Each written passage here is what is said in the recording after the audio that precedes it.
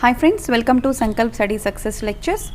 So ఈ సెషన్లో నేను మీకు 12th NCERT ఎకానమీలో చాప్టర్ 3 అండి, ఇది మనకి unit number 3 money and banking మీద. ఓకే, సో ఆల్రెడీ 2 చాప్టర్స్ ఇందులో మనకి కంప్లీట్ అయిపోయి. This is third chapter.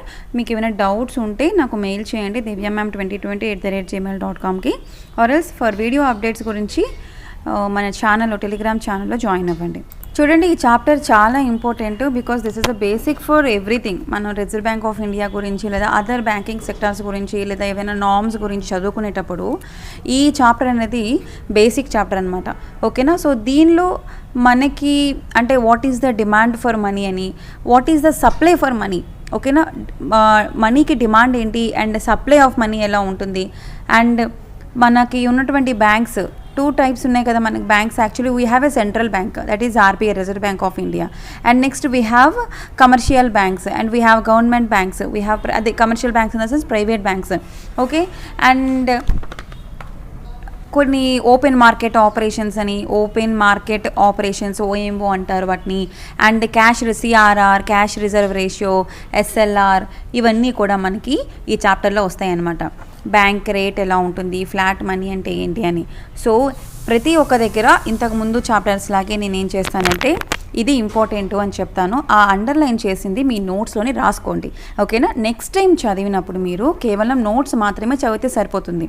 Okay, so ఇక్కడ మీకు అందరికీ తెలుసు, మనకి ఇంతకుముందు వచ్చిన NCERTలో మీకు ఇంతకుముందు చెప్పాను. What is the first system, మనం ఏంటి యూజ్ చేసేవాళ్ళం, బార్టర్ సిస్టమ్ని యూజ్ చేసేవాళ్ళం, రైట్? బార్టర్ సిస్టమ్ ఉండేది ఇంతకుముందు. మనీ ఎగ్జిస్టింగ్ ఉండేదా? మనీ ఎగ్జిస్టింగ్ ఉండేది కాదు. బార్టర్ సిస్టమ్ అంటే మీకు ఆల్రెడీ ఐడియా ఉంది కదా. సో వస్తు మార్పిడి, నాకు అవసరమైన వస్తువు, మీకు అవసరమైన వస్తువు రెండు ఒకటే ఉంటే, సో నా దగ్గర ఉన్న వస్తువుని మీకు ఇచ్చి మీ దగ్గర ఉన్న వస్తువుని నేను తీసుకునేదాన్ని అనమాట. సో దీన్ని బార్టర్ సిస్టమ్ అని అంటారు. సో బార్టర్ సిస్టంలో మనకు వచ్చిన ప్రాబ్లం ఏంటి, double coincidence of wants, double coincidence of want. So అంటే ఇప్పుడు ఏంటి, ఇప్పుడు నాకు అవసరమైన వస్తువు మీ దగ్గర ఉండొచ్చు, ఉండకపోవచ్చు, మీకు అవసరమైన వస్తువు నా దగ్గర ఉండొచ్చు, ఉండకపోవచ్చు, బట్ నేను ఒక రకమైన వస్తువుల్ని జనరేట్ చేశాను, మీరు ఒక రకమైన వస్తువుని జనరేట్ చేశారు. ఎప్పుడైతే మీ దగ్గర ఉన్న వస్తువు నా దగ్గర ఉన్న వస్తువుకి సంబంధం లేదో, బట్ నాకు వేరే వస్తువు కావాలి, ఆ వస్తువు మీ దగ్గర లేదు, సో ఇక్కడ ఏమైంది, ప్రాబ్లం ఏమొచ్చింది, డబుల్ కోఇన్సిడెన్స్ ఆఫ్ వాంట్స్ అనే ప్రాబ్లం వచ్చింది. So in barter system we suffer a lot from lack of double coincidence. అంటే ఇప్పుడు ఫర్ ఎగ్జాంపుల్ ఏంటంటే ఇద్దరికి అవసరమైనవి ఇద్దరి దగ్గర ఉండాలి, అప్పుడే మనకి వస్తు మార్పిడి అనేది సులువు అవుతుంది అనమాట, రైట్? సో ఈ బార్టర్ సిస్టంలో మనం చాలా సఫర్ అయ్యామన్నమాట because of double coincidence of wants వల్ల, రైట్? సో దీన్ని మనకి ఓవర్కమ్ చేసుకోవడానికే మనీ అన్నది జనరేట్ చేసుకున్నాం, right? So it is a exchange of commodities, right?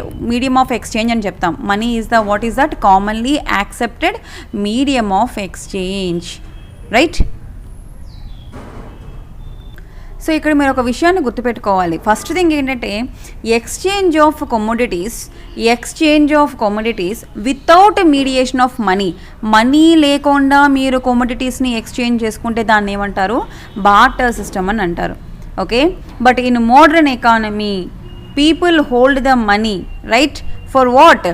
For exchanging the commodities. Okay, commodities exchange చేసుకోవాల్సిన అవసరం లేదు అంటే there is no role for money, అంతే కదా. ఇప్పుడు ఏది మీకు కొనాల్సిన అవసరం లేదన్నప్పుడు మనీ యొక్క యూజ్ ఏముంది, యూజ్ లేదు కదా. సో అది హియర్. సో కొన్ని కోట్ల మంది జనాలు ఉంటారు, కొన్ని కోట్ల మంది అన్ని ప్రోడక్ట్ని ప్రొడ్యూస్ చేయలేరు. సో ఒక ప్రోడక్ట్ని ప్రొడ్యూస్ చేస్తారు, కొంతమంది సర్వీసెస్ ఇస్తారు. సో వాళ్ళకి మనీ ట్రాన్సాక్షన్స్ అనేవి ఇన్వాల్వ్మెంట్ అనేది ఖచ్చితంగా ఉండాలి, అప్పుడే వాళ్ళకి కావాల్సిన వాళ్ళు కొనుగోలు చేసుకోగలుగుతారు. Okay, right? So here money is nothing but what, medium of exchange అని మీరు గుర్తుపెట్టుకోవాలి. ఓకేమా? నెక్స్ట్ ఈ ఫస్ట్ ఇంట్రడక్షన్ పార్ట్లో ఏమీ లేదు, ఇందులో మీకు ఎగ్జామ్ పాయింట్ ఆఫ్ వ్యూలో ఏమీ రాదు. మనీ ఉంటే ఏంటి, మనీ లేకపోతే ఏంటి అన్న దాని గురించి ఇందులో ఉంటుందన్నమాట. ఓకేనా? సో అది మనకి ఎగ్జామ్ పాయింట్ ఆఫ్ వ్యూలో ఇంపార్టెంట్ కాదు కాబట్టి don't waste for that time. ఓకేనా? నెక్స్ట్ ఫంక్షన్స్ ఆఫ్ మనీ చూద్దాం. ఫంక్షన్స్ ఆఫ్ మనీలో మనకి సో ఇక్కడ మనకి ఏంటి, already explain that what is that money, the role of money acts as the medium of exchange, right. Barter ఎక్స్చేంజింగ్లో మనకి becomes extremely difficult in the large economy because high cost of people would have to income. So barter సిస్టంలో మనం fail అయ్యాం కాబట్టి మనీని తీసుకున్నాం. So money is also act as a convenient unit of account. What is this? It is a convenient unit of account. So మనం ఉత్పత్తి చేసే యొక్క ప్రతి ఒక్క గూడ్స్ అండ్ సర్వీసెస్ని మనం ఏ టర్మ్స్లోని మనం చేస్తాము, దీనికి వాల్యూ కడతాము. So the value of all goods and services can be expressed in monetary terms. Monetary terms అంటే మీన్స్ మనీ టర్మ్స్లో. ఎస్, ఇది 100 రూపీస్, ఇది 1000 రూపీస్, దిస్ ఇస్ 1 lakh. ఓకేనా, నేను ఈ సర్వీసెస్ ప్రొవైడ్ చేస్తాను, ఈ సర్వీసెస్ యొక్క కాస్ట్ 50,000. సో అన్నిటినీ కూడా మనం మోనిటరీ టర్మ్స్లోని ఎక్స్ప్రెస్ చేస్తామన్నమాట. ఓకే, అదే ఇక్కడ ఎగ్జాంపుల్స్ ఉన్నాయి. అగైన్ ఇవన్నీ కూడా మీకు ఇంపార్టెంట్ కాదండి ఎగ్జామ్ పాయింట్ ఆఫ్ వ్యూలో. ఒక రిస్ట్ వాచ్ ఉంది, దాని యొక్క cost 500 rupees. We mean that wrist watch can be exchanged for 500 units of money. 500 rupees note ఇచ్చి మనం రిస్ట్ వాచ్ని కొనుక్కోవచ్చు. ఓకేనా, దట్స్ ఇట్. సో ఇక్కడ మీరు గుర్తుపెట్టుకోవాల్సిన విషయం ఏంటంటే money is a medium of exchange and it is a unit of account. Okay, and next ఇంకొక విషయం ఏంటంటే మన దగ్గర మనీ ఉందనుకోండి, దాన్ని మనం ఈజీగా క్యారీ చేయగలుగుతాం. అదే బాటర్ సిస్టంలో అనుకోండి, మీరు ఉత్పత్తి చేసిన వస్తువుల్ని ప్రతిసారి మోసుకొని వెళ్ళలేరు కదా, రైట్. సో అదే మన దగ్గర మనీ ఉందనుకోండి, సింపుల్గా షాప్కి వెళ్తాం, మనీ ఇస్తాం, మీరు మనీ ఇచ్చి మీకు నచ్చిన వస్తువుని మీరు అక్కడ కొనుక్కుంటారు, రైట్. ఆర్ సింపుల్గా మీరు ఏదైనా మీరు సర్వీసెస్ ప్రొవైడ్ చేస్తే, అంటే ఈ సర్వీస్ అంటే క్లాసెస్ చెప్పడం కానీ, లేకపోతే ఒక హోటల్లో పనిచేయడం కానీ, చాలా ఉన్నాయి సర్వీసెస్. ట్రావెలింగ్లో డ్రైవింగ్ చేయడము, ఇవన్నీ కూడా సర్వీసెసే. సో ఇలా సర్వీస్ ఇచ్చి మనం ఏం చేస్తాం, మనీని తీసుకుంటాం, రైట్. సో ఇక్కడ ఏంటి, మనం మనీని ఈజీగా క్యారీ చేయొచ్చు, right. And also you can hold the money. మీరు ఏదైనా ఒక బాటర్ సిస్టంలో మీరు ఒక ప్రోడక్ట్ని ఉత్పత్తి చేశారనుకోండి, దాన్ని ఎక్కువ రోజులు మీరు హోల్డ్ చేయలేరు. దేనికైనా ఒకటి టైం లిమిట్ అనేది ఉంటుంది, ఆ తర్వాత దాని యొక్క సామర్థ్యాన్ని కోల్పోతుంది, రైట్. అంటే దాని యొక్క పీరియడ్ అంటే కొన్ని రోజుల వరకే ఉంటుంది, తర్వాత అది ఎక్స్పైరీ అయిపోతుంది. 2 days 3 days మహా అయితే 1 month 6 months ఉంటాయి. బట్ మనీ అలా కాదు, you can hold N number of years, right. So money ఏమైనా ఒక 4-5 సంవత్సరాలు ఉంటే కుళ్ళిపోతుంది అలా ఏమైనా ఉందేంటి? లేదు కదా, రైట్. మనీకి ఏమైనా ఎక్స్పైరీ డేట్ ఉంటుందేంటి? మీరు చూసుకునే ప్రతి ఒక్క నోటు మీద ఏమైనా ఎక్స్పైరీ డేట్ ఉంటుందేంటి? ఉండదు కదా. So you can hold the money and దాని యొక్క వాల్యూ కూడా తగ్గదు. Except any under circumstances government demonetization లాంటి డెసిషన్స్ తీసుకుంటే ఆ యొక్క నోట్ వాల్యూ అనేది తగ్గిపోతుంది, కానీ ఆ నోటు చెల్లదు. కానీ అదర్వైజ్ మనీకి ఎప్పుడు కూడా వాల్యూ ఉంటుంది. You can carry any time, right. It is acceptable at any time, at any point, anywhere, right. ఎక్కడైనా ఎప్పుడైనా మీరు మనీని అందరూ యాక్సెప్ట్ చేస్తారు. And you can hold the money easily and the store of value for individuals also easily, right. So that is the case in the functions of money. Okay, now see here. ఇప్పుడు కొత్తగా వచ్చింది, what is that? Cashless society. So గత ఒక 3-4 years 5 years back అనుకోండి, 5 years back వరకు కూడాను అన్ని cash ట్రాన్సాక్షన్సే, ఎంత మనీ అయినా సరే క్యాష్ ట్రాన్సాక్షన్స్, నెట్ బ్యాంకింగ్ అవన్నీ యూజ్ చేసేవాళ్ళం. బట్ ఇప్పుడు we have the sum cash less society. So కొన్ని కంట్రీస్ ఏంటంటే they have made an attempt to move towards an economy which use less of cash and more digital transactions. What is the digital transaction? PhonePe, Google pay, Paytm, okay, and other beam app, right. So all these what digital transactions. So ఇక ఇంతకు ముందు ఏంటంటే money ఇచ్చేవాళ్ళం, ఇప్పుడు just ఏంటి వాళ్ళకు ఒక QR code ఉంటుంది, ఆ క్యూఆర్ కోడ్ని స్కాన్ చేయడము లేదా ఒక మొబైల్ నెంబర్ని టైప్ చేస్తే ఈజీగా వాళ్ళ డీటెయిల్స్ వస్తాయి. సో వెంటనే మీరు బ్యాంక్లో నుంచి మనీని వితిన్ సెకండ్స్లో ట్రాన్సాక్షన్స్ చేసేవచ్చు. So what is this? This is cashless society. Okay, cashless society describes an economic state whereby financial transactions are not connected with money in the form of physical bank notes or coins. అర్థమైందా? See here.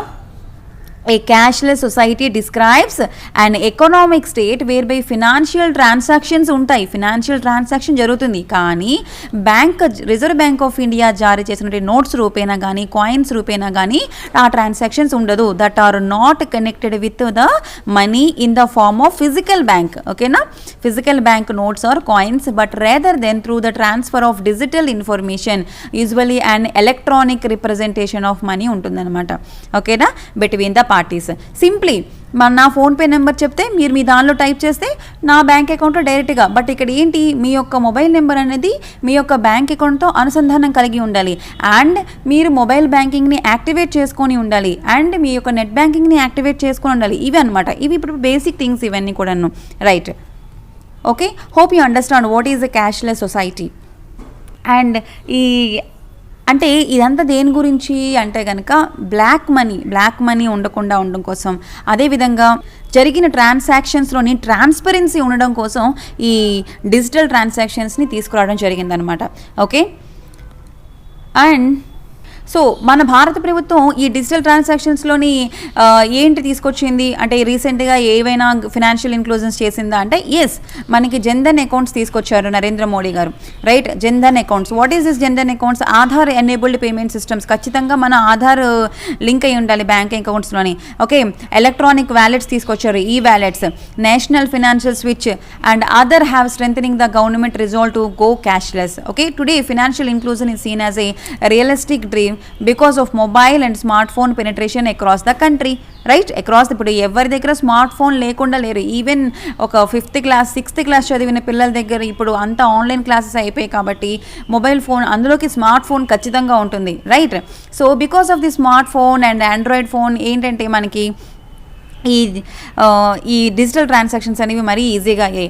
And also ఇక్కడ మనం digital transactions చేయడం కోసం మనకి అంటే ఎక్కువ చేయడం కోసం క్యాష్ బ్యాక్స్ కూడా వాళ్ళు ప్రొవైడ్ చేస్తున్నారు, రైట్? ఫోన్పే వాళ్ళు కానీ కొన్ని రివార్డ్ పాయింట్స్ ఇస్తున్నారు, గూగుల్ పే వాళ్ళు క్యాష్ బ్యాక్ ఇస్తున్నారు. అంటే ఫర్ ఎగ్జాంపుల్ ఒక 1000 రూపీస్ మీరు చేస్తే 25 రూపీస్ బ్యాక్ మీ అకౌంట్లో పడతాయి. ఇలా ఏంటి పీపుల్ని, కస్టమర్స్ని అట్రాక్ట్ చేసుకుంటున్నారు, right?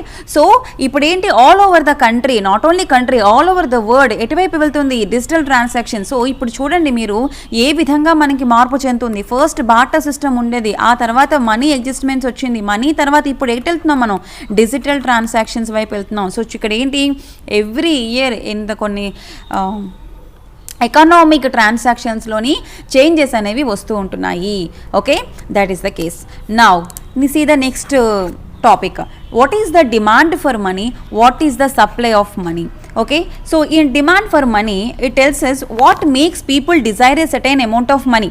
Okay, you see here, what makes people desire a certain amount of money. What is the desire? ఎందుకు మీకు మనీ ఎందుకు కావాలండి? బీరువాలో పెట్టి పూజించడానికి కావాలా మనీ? ట్రాన్సాక్షన్స్ చేయడానికి మీకు కావాల్సింది, మీరు కొనుక్కోవడానికి మీకు మనీ కావాలి. సో దాని గురించి మీ దగ్గర దాచుకోవాలి, right? The people desire a certain amount of money. Why? Because for transactions you have some aspirations, you have some desires. మీకు కొన్ని ఇది కొనుక్కోవాలి, అది చేయాలి. ఓకే, మార్నింగ్ లేచిన తర్వాత పాల ప్యాకెట్ దగ్గర నుంచి మీరు మనీ పెట్టే ట్రాన్సాక్షన్స్ చేస్తారు కదా, that is the demand for money. Okay, since here money is required for conducting the transactions, the value of transaction will determine the money people will want to keep, right? So here the large is the quantum of transactions. You see here, this point is important ikkada. The large is the quantum of transactions to be made and the larger is the quantity of money demanded. Transactions ఎక్కువగా జరుగుతూ ఉంటే మనీకి demand అనేది ఎక్కువగా ఉంటుంది, అంతే కదా? Hope you understand this one. Transactions ఎక్కువగా జరుగుతూ ఉంటే పీపుల్కి అవసరాలు ఎక్కువగా అయితే there is a demand for money, right? Hope you understand. Larger the quantum of transactions, larger the quantity of money demand. Okay, at high interest rates money demand comes down. Okay, see next one. ఇప్పుడు for example నేను అసలు ఇంట్రెస్టే తీసుకోను, ఫ్రీగా మీకు money ఇస్తాను, మీ దగ్గర ఎప్పుడు డబ్బులుంటే అప్పుడు నాకు ఇవ్వండి అని ఏదైనా బ్యాంక్ చెప్పింది అనుకోండి, బ్యాంకులో పనిచేసిన వ్యక్తులు బ్యాంకులోకి వెళ్ళడానికి కూడా దారి ఉండదు, అంతమంది జనాలు ఆ బ్యాంకు ముందు ఉంటారు మనీ గురించి. Okay, hope you understand. Right. So ఏదైనా ఒక బ్యాంక్ వితౌట్ ఇంట్రెస్ట్ నేను మీకు మనీ ఇస్తాను, రండి, మీరు ఎప్పుడు డబ్బులు ఉంటే అప్పుడు ఇవ్వండి అని అన్నది అనుకోండి, వెళ్ళి మనీ తీసుకుంటారా, తీసుకోరా? Because that is the demand. అందరికీ మనీ అనేది అవసరం ట్రాన్సాక్షన్స్ చేసుకోవడం గురించి. Okay, that is clear. But అదే బ్యాంక్ నేను మీకు మనీ లోన్ ఇస్తాను, okay, but rate of interest 20% అని అన్నారు అనుకోండి. 20% అంటే ఫర్ ఎగ్జాంపుల్ ప్రతి 1000 రూపాయలకి 200 రూపాయలు మీరు కట్టాలి నాకు ప్రతి నెల అని అనుకోండి, నాట్ ఇయర్లీ, ప్రతి నెల 200 రూపీస్ కట్టాలంటే will you take that money? High rate of ఇంట్రెస్ట్కి మీకు లోన్స్ ఇస్తే మీరు మనీ తీసుకుంటారా బ్యాంక్ దగ్గర నుంచి కానీ ఎవరి దగ్గర నుంచి కానీ? ఓకే, తీసుకోము. Because here rate of interest is very high. Okay, when interest rates go up, people become less interested in holding the money, since holding the money amounts to hold the less of interest earnings deposits, right? So interest rate ఎప్పుడైతే పెంచామో ఆటోమేటిక్గా మనం మనీని తీసుకోవడానికి అప్పుడు ఏంటవుతుంది, demand అనేది తగ్గిపోతుంది. Okay, so నార్మల్గా ఏం చేస్తారు, అందరూ జాబ్స్ చేస్తారు, మనీ ఎర్న్ చేస్తారు, ఓకే, అవి సేవ్ చేసుకుంటారు. బ్యాంక్ దగ్గర నుంచి ఎక్కువ రేట్ ఆఫ్ ఇంట్రెస్ట్ వచ్చిందనుకోండి సేవింగ్స్కి, సో సింపుల్గా సేవింగ్ అకౌంట్లో పెడతారు. ఎప్పుడు కూడా సేవింగ్స్కి ఇచ్చిన ఇంట్రెస్ట్ అనేది మన దగ్గర తీసుకునే ఇంట్రెస్ట్ అనేది ఎక్కువగా ఉంటుంది. ఓకేనా, మనకి ఇచ్చే ఇంట్రెస్ట్ తక్కువగా ఉంటుంది, మన దగ్గర నుంచి తీసుకునే ఇంట్రెస్ట్ అమౌంట్ ఎప్పుడూ ఎక్కువగా ఉంటుంది. ఎందుకంటే బ్యాంక్ కూడా రన్ అవ్వాలి కదా, సో ఆ ఒక్క పాలసీ మీద బ్యాంక్ అనేది బాగా రన్ అవుతుంది. ఓకే, సో ఇప్పుడు ఏంటి ఇక్కడ మీరు తెలుసుకోవాల్సిన విషయం, at high interest rates money demanded comes down. ఈ పాయింట్ మీరు గుర్తుపెట్టుకోవాలి. దీన్ని మనకి ఎగ్జామ్స్లోని తిప్పి అడుగుతారనమాట. ఓకేనా, what is the demand for మనీలో మీరు గుర్తుపెట్టుకోవాల్సిన 3 విషయాలు ఏంటంటే, పీపుల్ మనీ చాలా అవసరం, there is a desire a certain of amount. ఎందుకు అంటే కనుక ట్రాన్సాక్షన్స్ గురించి. ఓకే, తర్వాత థర్డ్ పాయింట్ వచ్చేసి క్వాంటమ్ ఆఫ్ ట్రాన్సాక్షన్స్ ఎక్కువగా ఉంటే ఆటోమేటిక్గా మనకి క్వాంటమ్ ఆఫ్ మనీ డిమాండ్ అనేది ఎక్కువగా ఉంటుంది. ఎప్పుడు డిమాండ్ లోగా ఉంటుంది, that is the last point. High rate of interest ఉందనుకోండి, రేట్ ఆఫ్ ఇంట్రెస్ట్ హైగా ఉందనుకోండి, ఆటోమేటిక్గా డిమాండ్ అనేది తక్కువగా ఉంటుంది మనీకి. ఓకేనా, these are the 4 key points in the demand for money. Okay, now come to the supply of money. Okay, good. Supply of money supply ఎవరు చేస్తారు? ఓకేనా, in a modern economy money comprises cash and bank deposits. మనకి modern ఎకానమీలో money comprises cash ఉంటుంది and bank deposits ఉంటాయి. Depending on what type of bank deposits are being included, they are many measures of money. These are created by the system comprising 2 types of institutions. ఒకటి central bank of the economy and the commercial banking systems. See here, supply of moneyలో again మనకి 2 topics వచ్చాయి. ఏంటి, మనం నార్మల్గా money comprises cash and deposits, మనం బ్యాంక్లో ఉండే డిపాజిట్స్. ఓకేనా, money comprises these 2 and these are created by 2 systems. వీటిని ఎవరు క్రియేట్ చేస్తారు? 2 systems, right. What is the first system? Central bank. Okay, CBI, central bank. And next one commercial bank systems, commercial banking systems. Okay, central bank of India, that is what, reserve bank of India. Okay, so ఇక్కడ మనకు ఉన్నటువంటి 2 comprises cash and banking deposits అనేవి ఈ 2 systems ఆధ్వర్యంలో జరుగుతాయి, ఈ 2 institutions ఆధ్వర్యంలో. Let us see what is central bank and what is commercial bank. Okay, now money ఎవరు సప్లై చేస్తారు? Can I supply? నేను సప్లై చేయొచ్చా? మీరు సప్లై చేస్తారా? అలా చేస్తే ఇంకా దానికి వాల్యూ ఏముంటుంది? ఎవరికి నచ్చిన వాళ్ళు ఒక మనీ మిషన్ తీసుకొస్తారు, సింపుల్గా ఎవరికి ఎంత కావాలంటే అంత లక్షలో కోట్లో ప్రింట్ చేసుకుంటారు. ఓకేనా, సో అలాంటప్పుడు మనీకి వాల్యూ ఎక్కడుంటుంది? ఉండదు కదా. సో ఆటోమేటిక్గా ఏంటవుతుంది, మార్కెట్ అంతా పడిపోతుంది, ఎకానమీ డౌన్ అయిపోతుంది, రైట్. ఎందుకంటే పీపుల్ దగ్గర మనీ ఎక్కువగా ఉందనుకోండి, ఏం చేస్తారు, విచ్చలవిడిగా కొంటారు. ఓకే, ట్రాన్సాక్షన్స్ అవుతాయి, బట్ ఏమైపోతుంది, అట్ ద సమ్ మూమెంట్ వచ్చినప్పటికి మన దగ్గర మనీ ఎక్కువగా ఉంటుంది, మన మట్టుగా మనమే ఓన్గా ప్రింట్ చేస్తే ఏమవుతుంది, గవర్నమెంట్ ఆధ్వర్యం లేకపోతే మన దగ్గర ఎక్కువ మనీ ఉండేటప్పుడు మనం గవర్నమెంట్ మాట వినం, రైట్. అందరూ అంబానీలా అయిపోతారు. ఓకేనా, సో ఖచ్చితంగా ఇక్కడ మీడియం ఆఫ్ ఎక్స్చేంజ్ ఏదైతే ఉందో మనీ అనేది ఖచ్చితంగా గవర్నమెంట్ కంట్రోల్లో ఉండాలి. ఓకే, దాని మీద కొన్ని లిమిటేషన్స్ ఉండాలి, అప్పుడే మన ఎకానమీ అనేది బాగుంటుంది. సెంట్రల్ బ్యాంక్లో ఫస్ట్ పాయింట్ చూడండి. Central bank is a very important institution and modern economy. Okay, almost every country has one central bank. ప్రతి ఒక్క కంట్రీలో కూడా ఒక సెంట్రల్ బ్యాంక్ అనేది ఉంటుంది. India got it central bank in 1935. 1935లోనే మనకి ఏంటి, India got it central bank in 1935. Remember this. ఇక్కడ మీకు మళ్ళీ చెప్తున్నాను, any competitive examination, not only UPSC, EPFO or UPSC, ఏదైనా కాంపిటేటివ్ ఎగ్జామినేషన్కి ఎన్సీఆర్టీలో బేసిక్స్ నుంచే మీకు క్వశ్చన్స్ వస్తాయి. ఓకేనా? సో తిప్పి వాటిని అడుగుతారు, ఇందులోంచి వస్తుందన్నమాట. సో ఇక్కడ మనకి రిజర్వ్ బ్యాంక్ ఆఫ్ ఇండియా ఎప్పుడు స్థాపించారు? 1935లో స్థాపించారు. సో చాలా బ్యాంకింగ్ ఎగ్జామ్స్లో ఇదే క్వశ్చన్ సింపుల్గా అడిగారు. Reserve bank of India established in when 1935.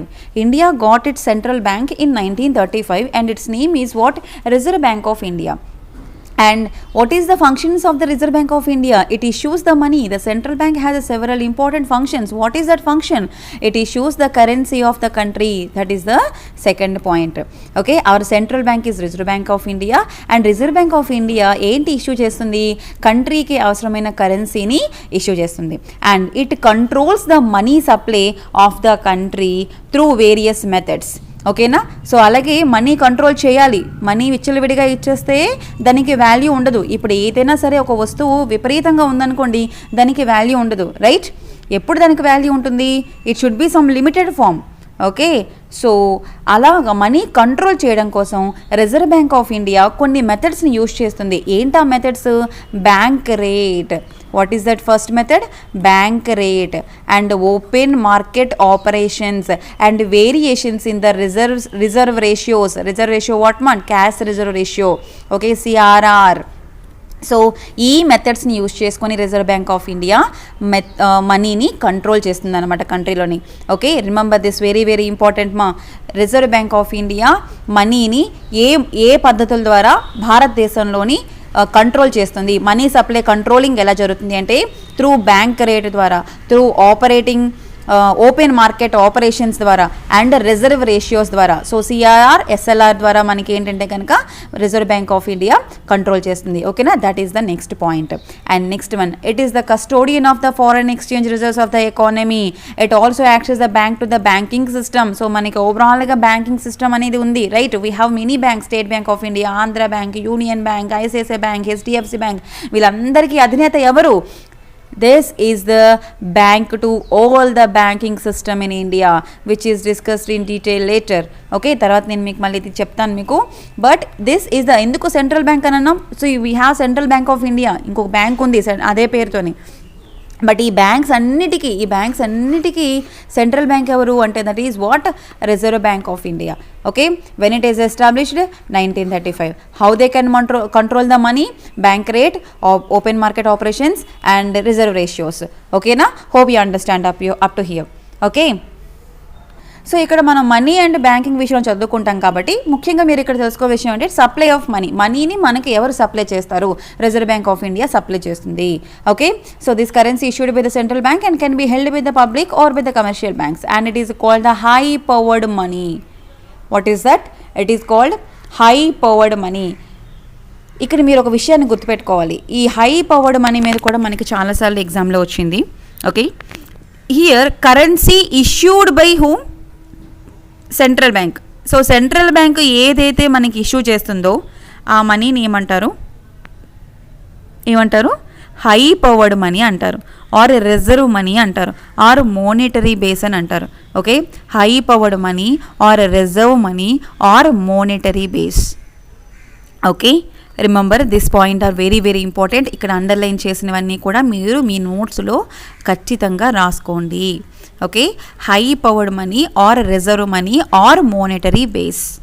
Okay, the currency which is issued by the central bank that can be held by the public and commercial banks. Okay, so ఆ reserve bank of India issue చేసిన మనీని ఎవరు use చేస్తారు? మనమే use చేస్తాం, right? So ఆ మనీని ఏమంటారు?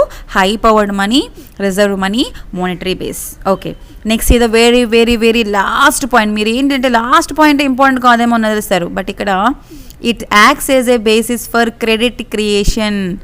Okay, it acts as a basis for credit creation కూడా ఇది చేస్తుంది అనమాట. కాబట్టి దీన్ని ఏమంటారు ఆర్బీఐని? Lender of last resort. ఒకసారి ఎగ్జామ్లోని యూపీఎస్సీ ఎగ్జామ్, సివిల్ సర్వీస్ ఎగ్జామ్లోని which of the following is the land of last resort అని అడిగారు. Simple question, reserve bank of India. Okay, which of the following is the lender of last resort? What is that? RBI. Okay, so this is about RBI. Okay, next come to the next one, commercial banks. So commercial banks are the other type of institutions. So ఇక్కడ మనకి issue చేయరు, commercial banks are not issuing the money. What they will, మనకి ఇక్కడ చెప్పాను cash ఉంటుంది and ఇంకొకటి bank deposits ఉంటాయి, right? ఈ డిపాజిట్స్ అనేది మనకి కమర్షియల్ బ్యాంక్స్ త్రూగా జరుగుతుంది.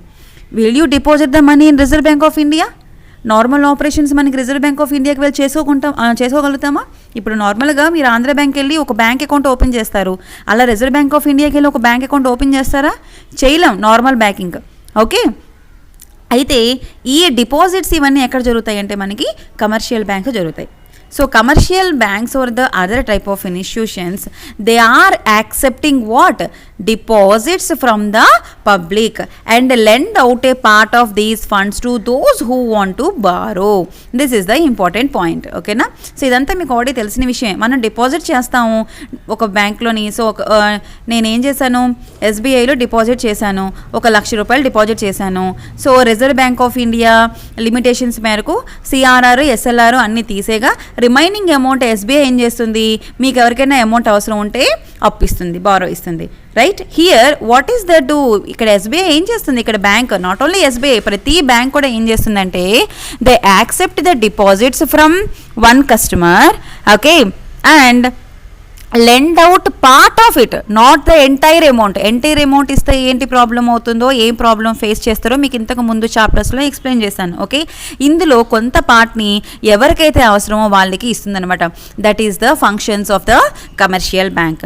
Okay, now see here the interest rate, next point, the interest rate paid by the banks to depositors is lower than the rate charged from the borrowers.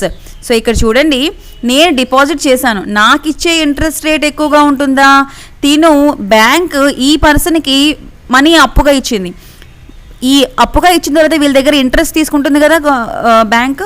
So ఇక్కడ నుంచి ఇక్కడికి arrow mark పెట్టాను, అంటే ఈ person నుంచి interest rate bank వెళ్తుంది, ఇది ఎక్కువగా ఉంటుందా అంటే అదే పాయింట్ ఇక్కడ. The interest rate paid by the banks to the depositor. So ఇక్కడ నేను డిపాజిటర్ని, సో నాకు పే చేసే ఇంట్రెస్ట్ రేట్ ఈజ్ లోవర్, తక్కువగా ఉంటుంది, the rate charged from the borrower. So this person is borrower, ఈ పర్సన్ దగ్గర తీసుకున్న ఇంట్రెస్ట్ రేట్ కంటే నాకు ఇచ్చే ఇంట్రెస్ట్ రేటు ఎప్పుడు కూడా తక్కువగా ఉంటుంది. Another important question for examination. ఓకేనా, దిస్ పాయింట్. దీన్ని ఒకసారి ఏంటంటే రివర్స్లో అడిగారనమాట. ఓకేనా, the interest rate is charged from the borrowers is lower than the paid by the banks to the depositors అని. So is it the correct statement? No, డిపాజిటర్స్కి ఇచ్చే ఇంట్రెస్ట్ రేట్ తక్కువగా ఉంటుంది, డిపాజిటర్స్కి ఇచ్చే ఇంట్రెస్ట్ రేట్ తక్కువగా ఉంటుంది. ఓకేనా, తన దగ్గర తీసుకునే ఎవరైతే ఉంటారో క్రెడిటర్స్, ఓకేనా, వాళ్ళకి బారోవర్స్, రైట్, బారోవర్స్కి ఎక్కువగా ఉంటుంది interest rate. Hope you understand. So this difference between these two types of interest rates called what? Spread అని అంటారు. Is the profit or appropriated by the bank. So ఈ ఇంట్రెస్ట్ రేట్, ఫర్ ఎగ్జాంపుల్ నాకు ఇచ్చే deposit amount 20 rupees, ఈ borrower దగ్గర తీసుకునే interest amount 100 rupees అనుకోండి. For example, ప్రతి 1,00,000 రూపాయలకి తను ఇచ్చే ప్రతి 1,00,000 రూపాయలకి డిపాజిటర్కి ఇచ్చే 20 రూపీస్, బారోవర్ దగ్గర తీసుకుంది 100 rupees. What is the difference? 100 minus 20, 80 rupees. So ఇక్కడ బ్యాంక్కి లాభం ఎంత? 80 రూపాయలు, రైట్? సో ఈ 80 రూపాయలని ఏమంటారు? The difference between these two type of interest is nothing but what? Spread. Okay, so అదే బ్యాంక్ యొక్క ప్రాఫిట్ అనమాట. ప్రతి ఒక్క టర్ము చాలా ఇంపార్టెంట్, జాగ్రత్తగా వినండి. ఈ 12th NCERT మాత్రం కొంచెం జాగ్రత్తగా వినాలి అండ్ బాగా గుర్తుపెట్టుకోవాలి కూడా. ఈచ్ అండ్ ఎవ్రీ లైన్ కూడా మనకి ఇందులో కొన్ని చాప్టర్స్లో ఇంపార్టెంట్ ఉంటుంది. ఓకే, సో ఇక్కడ వరకు మనకి ఈ ఫస్ట్ పేరాలో అవి important. Next the process of deposit and loan ఎలా జరుగుతుంది అని చెప్పేసి మనకి ఇక్కడ ఇచ్చాడు. బట్ అవన్నీ మనకి ఎగ్జామ్ పాయింట్ ఆఫ్ వ్యూలో అవసరం లేదు. ఓకేనా, మనం ఎలా డిపాజిట్ చేస్తాము, ఎలా మనం మనీ లోన్ పెట్టుకుంటామని. ఇక్కడ మీరు చదవాల్సిన నెక్స్ట్ ఇంపార్టెంట్ పాయింట్ ఏంటంటే, next go to the next topic, what money creation by banking systems, right? Money creation by banking system. So banks can create the money in manner similar to that is given in the, so అది అవసరం లేదు మనకి. So how they get the money, right? You see here మనకి ఇక్కడ highlight ఏం కనబడుతుంది, assets. So assets liabilities గురించి నేను మీకు ఆల్రెడీ జనరల్ అకౌంటింగ్ ప్రిన్సిపల్స్ చెప్పినప్పుడు అన్ని డీటెయిల్గా ఎక్స్ప్లెయిన్ చేశాను. ఓకే, సో ఎసెట్స్ అని వేటిని అంటారు, these are the things a firm owns or a what a firm can claim from others. దాన్ని ఏమంటారు, these are the things a firm owns, okay, or what a firm can claim from others. వాటిని మన యొక్క ఆస్తులు అంటారు, right? So in case of bank apart from buildings, furniture etcetera, its assets are what, loan given to the public. ఇక్కడ ఇది మీకు important అనమాట. ఈ మొత్తం పారాగ్రాఫ్లో ఈ ఒక్క లైనే ఇంపార్టెంట్. ఓకేనా, ఎసెట్స్ అంటే ఏంటి అంటే కనుక మన యొక్క ఓన్ ఆస్తులని, లేదా మన ఫర్ ఎగ్జాంపుల్ మీరు ఒకరి ఇల్లు తాకట్టు పెట్టుకొని ఎవరికో 10 లక్షలు ఇచ్చారనుకోండి, ఆ 10 లక్షలు చెల్లించలేదనుకోండి, so you have a right to acquire their home, right? మీరు వాళ్ళ యొక్క ఇంటిని ఆక్రమించుకునే శక్తి మీకు ఉంది. ఎందుకంటే కనుక అది మధ్యలో హౌస్ని తనఖా పెట్టి మీ దగ్గర మనీ తీసుకున్నారు కాబట్టి. So that is the firm can claim from others, అది ఎసెట్స్ అనమాట. అయితే ఇప్పుడు బ్యాంక్ విషయంలో ఎసెట్స్ అంటే ఏంటి అంటే, బ్యాంక్ విషయంలో ఎసెట్స్ ఏంటంటే, ఒకటి బ్యాంక్ బిల్డింగ్ వదిలేయండి, నెక్స్ట్ బ్యాంకులో వాట్ ఈస్ దట్, ఫర్నిచర్ ఉంటుంది కదా, ఫర్నిచర్ కూడా బ్యాంక్ ఎసెటే, వదిలేయండి. థర్డ్ ఇంపార్టెంట్ ఏంటంటే కనుక, very very important one, assets are loan given to the public. Loans, పబ్లిక్కి ఇచ్చినటువంటి లోన్స్ ఉంటాయి కదా, ఎందుకంటే పబ్లిక్ నుంచి ఎప్పటికైనా అవి బ్యాంకింగ్కి తిరిగి వచ్చేస్తాయి, రైట్? కాబట్టి ఇక్కడ మీరు ఈ పాయింట్ గుర్తుపెట్టుకోండి, the loans are given to the public is nothing but what, bank assets. ఇది కూడా మనకి ఎకానమీ నుంచి వచ్చే సింపుల్ క్వశ్చన్. మరి ఏంటంటే ఒకసారి ఎగ్జామ్లోని the deposits of the public యొక్క డిపాజిట్స్ బ్యాంక్కి ఏంటి అని అడిగాడు. ఎసెట్సా, లైబిలిటీసా, సంథింగ్ అని. ఓకేనా question.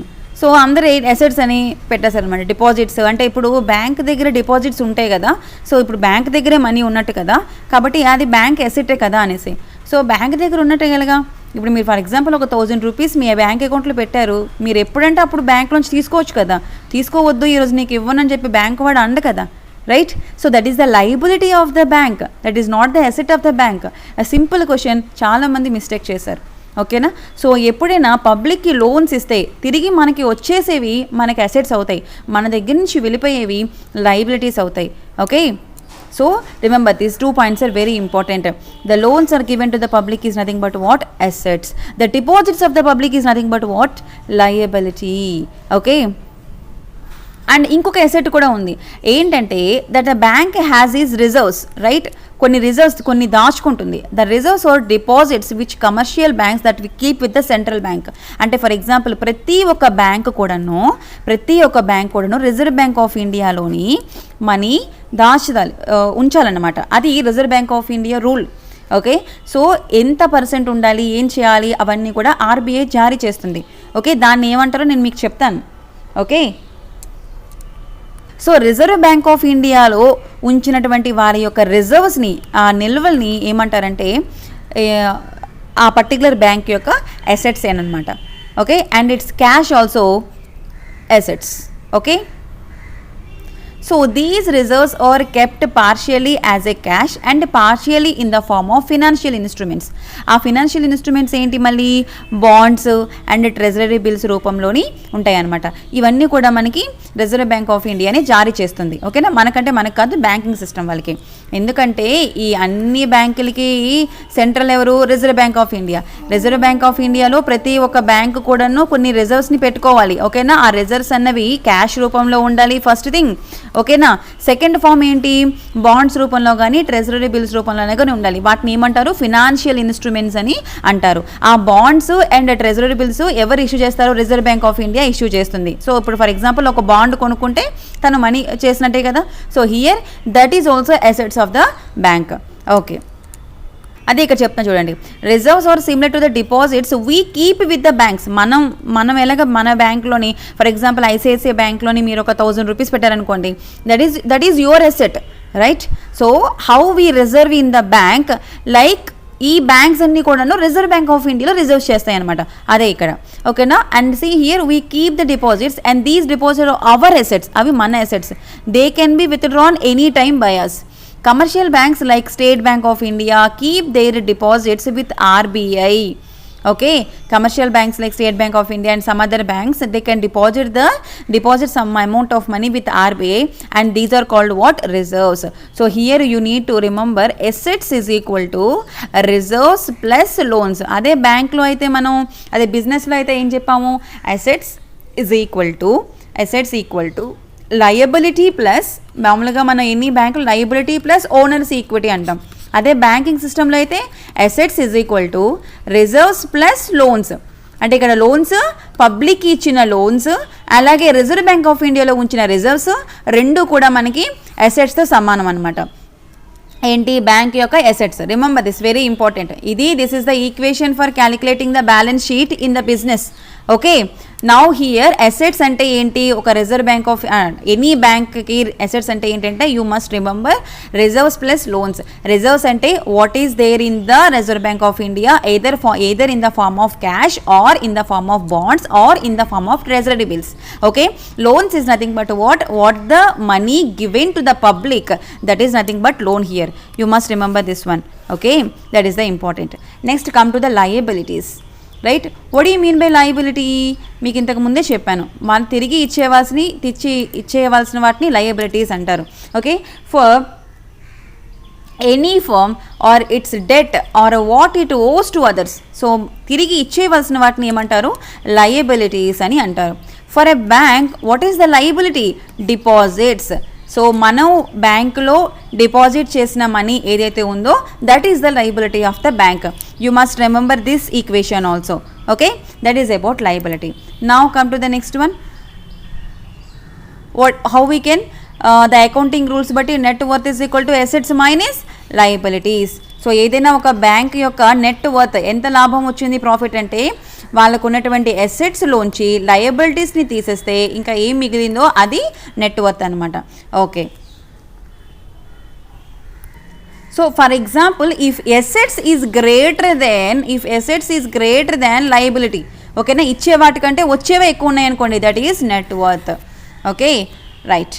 C next, balance sheet of the fictional bank or any functional bank. So ఇదంతా కూడా జస్ట్ ఎగ్జాంపుల్, ఎంత అమౌంట్ రిజర్వ్స్ రూపంలో ఉంచింది, వాట్ ఈస్ ద లయబిలిటీ అని. అంటే ఫర్ ఎగ్జాంపుల్ ఒక సమ్ ఎక్స్ బ్యాంక్ తీసుకోండి, ఆ ఎక్స్ అనే బ్యాంక్లో డిపాజిట్స్ 100 ఉన్నాయి, ఆ యొక్క బ్యాంక్ యొక్క రిజర్వ్స్ అంటే ఆర్బీఐలో ఉన్న రిజర్వ్స్ 100 ఉన్నాయి. ఓకేనా, ఇక నెట్ వర్త్ ఏమవుతుంది, 0 అవుతుంది. ఎందుకంటే 100 మైనస్ 100, అసెట్స్ మైనస్ లయబిలిటీస్ 0 వస్తుంది. ఓకేనా, సో లైక్ దిస్ మనం క్యాలిక్యులేట్ చేయాలన్నమాట. That is the balance sheet of any bank. Okay, next, limits to the credit creation and money multiplier. This one is very important. So limitations ఎవరు provide చేస్తారు, reserve bank of India money control చేస్తుంది అని చెప్పాను. ఎలా money control చేస్తుంది, through reserve ratio. What is that reserve ratio, or called cash reserve ratio అంటారు, right. Reserve ratio or we can also call it as cash reserve ratio, CRR. CRR is nothing but very important. CRR is nothing but what, percentage of deposits which bank must keep as a cash reserve with itself. So మనకి ఏంటంటే యాక్చువల్గా for example some X అనే ఒక వ్యక్తి బ్యాంక్లో 1000 rupees deposit చేశాడు అనుకోండి. ఆ బ్యాంక్, ఓకేనా, ఆ బ్యాంక్ ఎప్పుడైనా సరే సమ్ వై అనే వ్యక్తికి ఎంత అమౌంట్ తను లెండింగ్ ఇవ్వాలి, 1000 రూపీస్ తన దగ్గర ఉన్నాయి. ఓకేనా, ఎందుకంటే this is the deposit of bank. So ఈ ఎక్స్కి ఎప్పుడు అవసరమవుతే తెలియదు, బట్ ఎప్పుడు అవసరమైనా ఎనీ టైం తన మనీ విత్డ్రా చేసుకోవచ్చు, దానిలో ఎలాంటి రెస్ట్రిక్షన్స్ లేవు. ఓకే, సో బికాస్ తన సేవింగ్ అకౌంట్లో పెట్టుకోండి. సో 1000 రూపీస్ తను ఈ బ్యాంక్ 1000 రూపీస్ని వైకి ఇచ్చేయాలా? ఇన్ కేస్ 1000 రూపీస్ ఇచ్చేసింది అనుకోండి, 1000 రూపీస్ తన దగ్గర రిజర్వ్ చేసిన అమౌంట్ ఉంది కదా, ఆ డిపాజిట్ అమౌంట్ 1000 రూపీస్ లోన్ ఇచ్చేసింది అనుకోండి వైకి. సో ఆ నెక్స్ట్ డే ఎక్స్ వచ్చాడు, ఓకేనా, ఎక్స్ వచ్చి బ్యాంక్లోని ఒక 500 డ్రా చేద్దాం అనుకున్నాడు. బ్యాంక్లో అమౌంట్ ఉందా? నో, బ్యాంక్లో అమౌంట్ లేదు.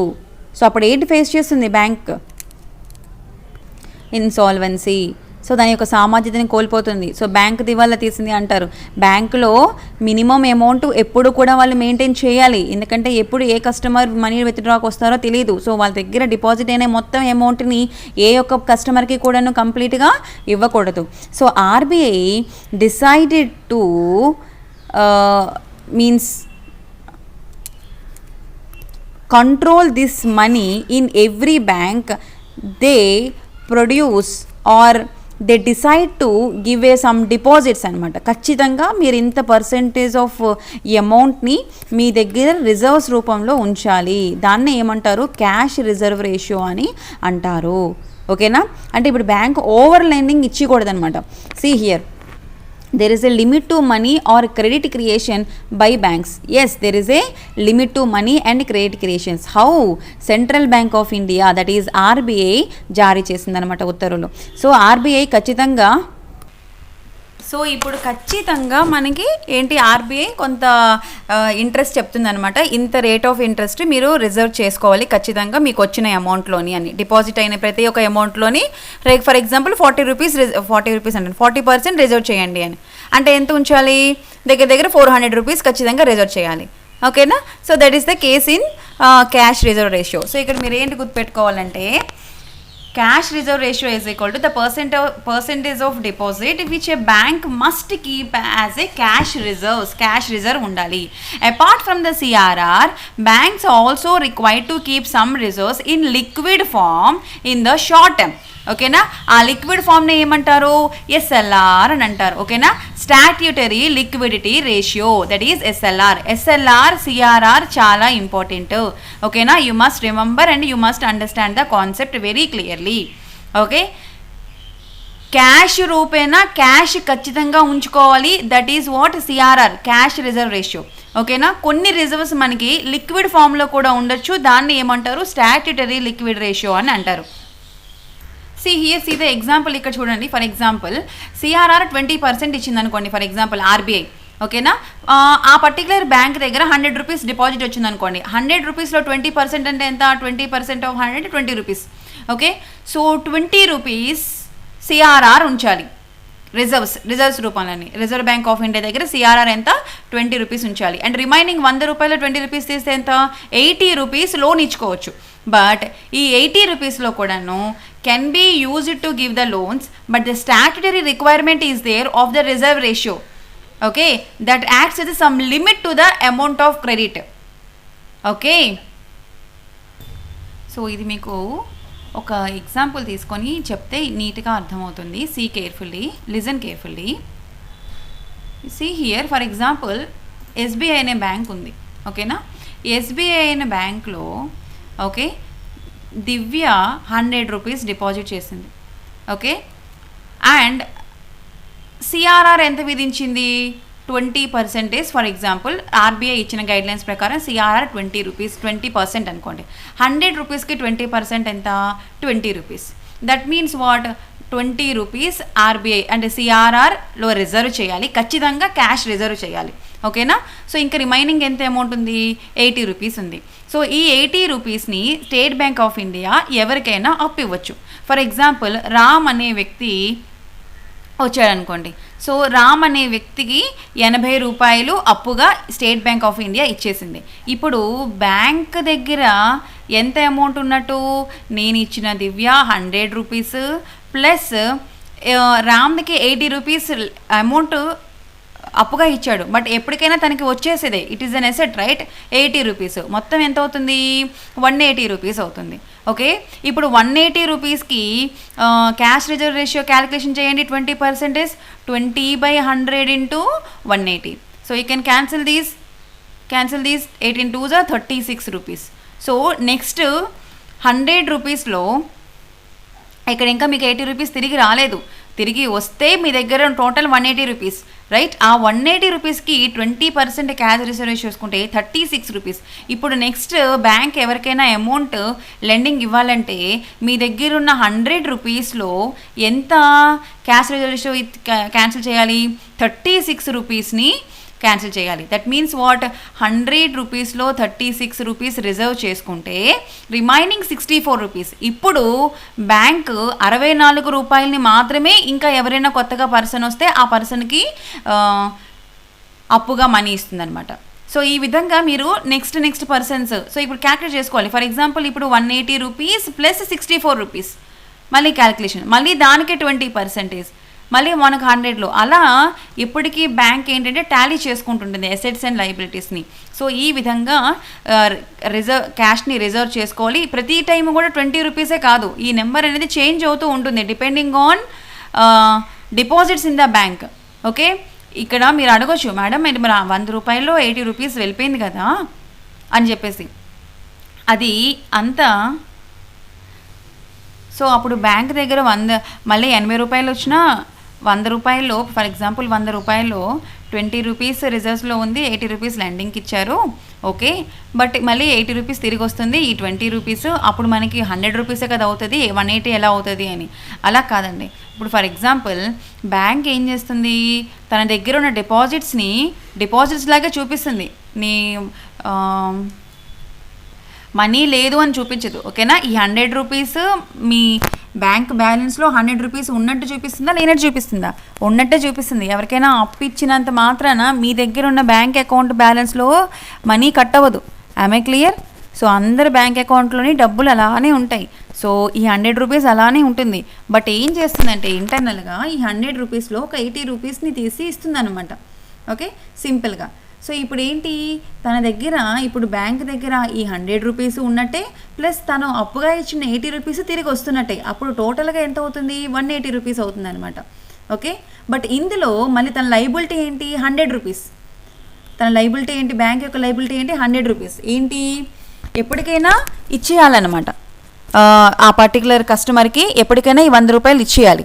ఓకేనా, ఇప్పుడు దివ్య అనే వ్యక్తికి 100 రూపాయలు, this is the liability of the bank, ఎప్పటికైనా ఇచ్చేయాల్సింది. ఈ రిమైనింగ్ 80 రూపీస్ అనేది ఎసెట్ కిందకి వస్తుంది అనమాట.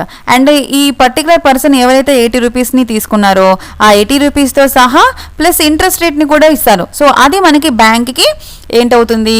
అసెట్ అవుతుంది. సో నౌ ఇప్పుడు బ్యాంక్కి డిపాజిట్స్ ప్లస్ తన ఇన్కమ్ ఉంది. ఇప్పుడు ఈ మొత్తం అమౌంట్లోంచి ఇంకొక వ్యక్తి ఎవరైనా వస్తే వాళ్ళకి అప్పుగా అమౌంట్ ఇస్తుంది అనమాట. కేవలం ఈ డిపాజిట్స్ మీదే డిపెండ్ అవ్వరు. డిపాజిట్స్లోంచి కొంత అమౌంట్ ఇచ్చి వాటి నుంచి అలాగా సర్క్యులేటింగ్ జరుగుతూ ఉంటుంది అనమాట అమౌంట్ అనేది. Okay, so hope you understand this one. Now ఈ బ్యాలెన్స్ షీట్లు అవన్నీ అవసరం లేదు మనకి. You are not preparing for the CA, right? Now you see here, ఇక్కడ మీకు ఇందాక నుంచి M1 అని వస్తుంది. M1 is equal to currency plus deposits. ఈ తర చెప్తాను మీకు. Okay, so money multiplier is equal to 1 cash reserve ratio గుర్తుపెట్టుకోండి మీరు. Next see here, policy tools to control the money supply. So మీకు చెప్పాను, రిజర్వ్ బ్యాంక్ ఆఫ్ ఇండియా ఏం చేస్తుంది?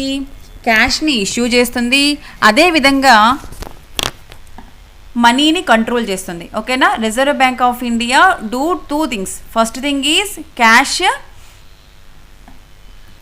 ఇన్ ద సెన్స్ మనీని ఎవరు పంపిస్తారు మనకి? It issues the currency. And second one, it control the currency. How they control the currency? Through open market operations, right? Through cash reserve ratio, okay, and through bank rate. Hope you understand and remember. Okay, now see here, ఇక్కడ చూద్దాం, what are the tools to control the money supply? Reserve Bank is the only institution which can issue the currency, right? మరి ఇంకెవరు issue చేయడానికి వీలు లేదు. You have to remember this one. Next, when commercial banks need more funds in order to able to create the more credit, they may go to market for such funds or go to the central bank. ఓకేనా, ఈ చాలా banks ఉన్నాయి. Reserve bank of India పక్కన పెడితే ఇక remaining చాలా banks మనకు ఉన్నాయి. ఓకేనా, ఆన్ అండ్ యావరేజ్గా కమర్షియల్ బ్యాంక్స్ ఒక 28 to 30 అలా ఉన్నాయి. చిన్న చిన్న banks, Adarsh banks, number of banks ఉన్నాయి. ఓకే, సో ఈ బ్యాంక్స్ అన్నీ కూడా ఎక్కువ క్రెడిట్ ఇవ్వాలనుకుంటున్నారు. Okay, they want more funds. So more funds అంటే ఎలా రావాలి? ఎయిదర్ ఒకటి డిపాజిట్స్ అయినా ఎక్కువగా రావాలి, లేదా రెండు రిజర్వ్ బ్యాంక్ ఆఫ్ ఇండియా దగ్గర నుంచి అప్పు అయినా తీసుకొని రావాలి. ఓకే, సో ఇప్పుడు ఏం చేస్తుందంటే central bank of India provides them funds through a various instruments. Okay, ఒకటి డిపాజిట్స్ అంటే మన దగ్గర నుంచి వచ్చేవి, అది పక్కన పెట్టండి. ఇంకొకటి ఏంటి మీకు second case, reserve bank of India దగ్గర వాళ్ళు అమౌంట్ క్రెడిట్ తీసుకోవాలి. They may go to the market for such funds or go to the central bank. So central bank ఈ బ్యాంక్స్ అన్నిటికీ మనీ ఎలా ఇస్తుంది?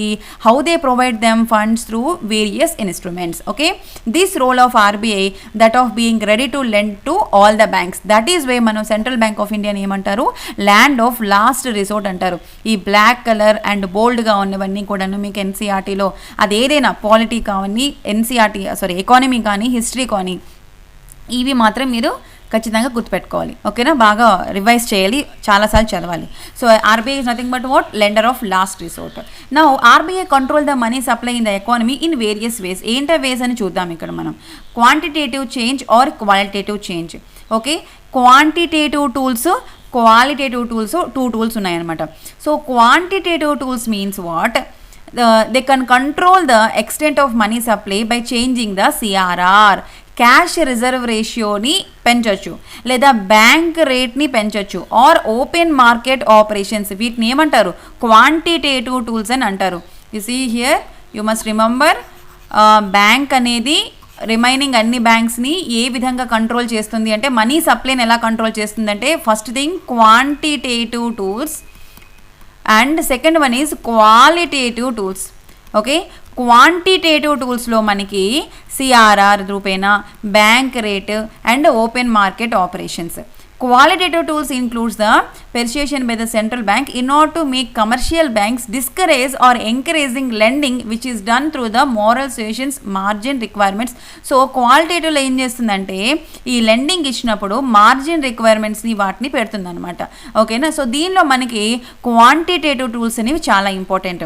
ఓకే, సో ఇందులో మీకు క్యాష్ రిజర్వ్ రేషియో అయిపోయింది అంటే ఫర్ ఎగ్జాంపుల్ చూడండి ఎలా కంట్రోల్ చేస్తుందంటే ఇప్పుడు బ్యాంక్స్ మనకి ఎలా మనీ ఇస్తాయి? వాళ్ళకు వచ్చిన డిపాజిట్స్లోంచి సిఆర్ఆర్ పక్కన పెట్టేసి, రిజర్వ్స్ పక్కన పెట్టేసి రిమైనింగ్ అమౌంట్ అంతా కూడాను ఇచ్చేయచ్చు. అదే సిఆర్ఆర్ ఫర్ ఎగ్జాంపుల్ 50% పెట్టిందనుకోండి government, reserve bank of India, అంటే ప్రతి 1000 రూపీస్లో 50% ఉండాలి, అంటే 500 రిజర్వ్స్ ఉండాలి, 500 ఇవ్వాలనుకోండి. కంట్రోల్ చేసినట్టే కాదా మనీని? అదే 10% పెట్టిందనుకోండి 100 రూపీసే ఉండాలి బ్యాంక్ దగ్గర రిజర్వ్స్లోని, రిమైనింగ్ 900 రూపీస్ని ఇవ్వచ్చు లోన్ గన్ను. ఓకేనా, that means what? They can control the money supply through cash reserve ratio. ఓకేనా, సో బ్యాంకు ఎక్కువగా క్రెడిట్ ఇవ్వాలి అంటే క్యాష్ రిజర్వ్ రేషియోని పెంచాలా తగ్గించాలా? తగ్గించాలి. క్యాష్ రిజర్వ్ రేషియో తక్కువగా ఉంది అంటే బ్యాంక్ దగ్గర ఎక్కువ మనీ ఉంటుంది, సో దట్ ఎక్కువ క్రెడిట్ ఇవ్వగలుగుతారు. అదే క్యాష్ రిజర్వ్ రేషియోని పెంచింది అనుకోండి reserve bank of India, banks దగ్గర మనీ తక్కువగా ఉంటుంది, క్రెడిట్ అనేది సప్లై తక్కువగా ఉంటుంది. ఓకేనా, సో ఇక్కడ చూడండి ఈ 2 పాయింట్లు చాలా important. Okay, cash reserve ratio తక్కువ ఉంటే రిజర్వ్ బ్యాంక్ ఆఫ్ ఇండియా ఇచ్చింది, సో ఆటోమేటిక్గా ఏమవుతుంది? మనీ సప్లై ఎక్కువగా ఉంటుంది. క్యాష్ రిజర్వ్స్ తక్కువగా ఉంటే మనీ సప్లై ఎక్కువగా ఉంటుంది. క్యాష్ రిజర్వ్ ఎక్కువగా ఉంటే rate of interest, money supply ఎలా ఉంటుంది? తక్కువగా ఉంటుంది, opposite direction. Remember this.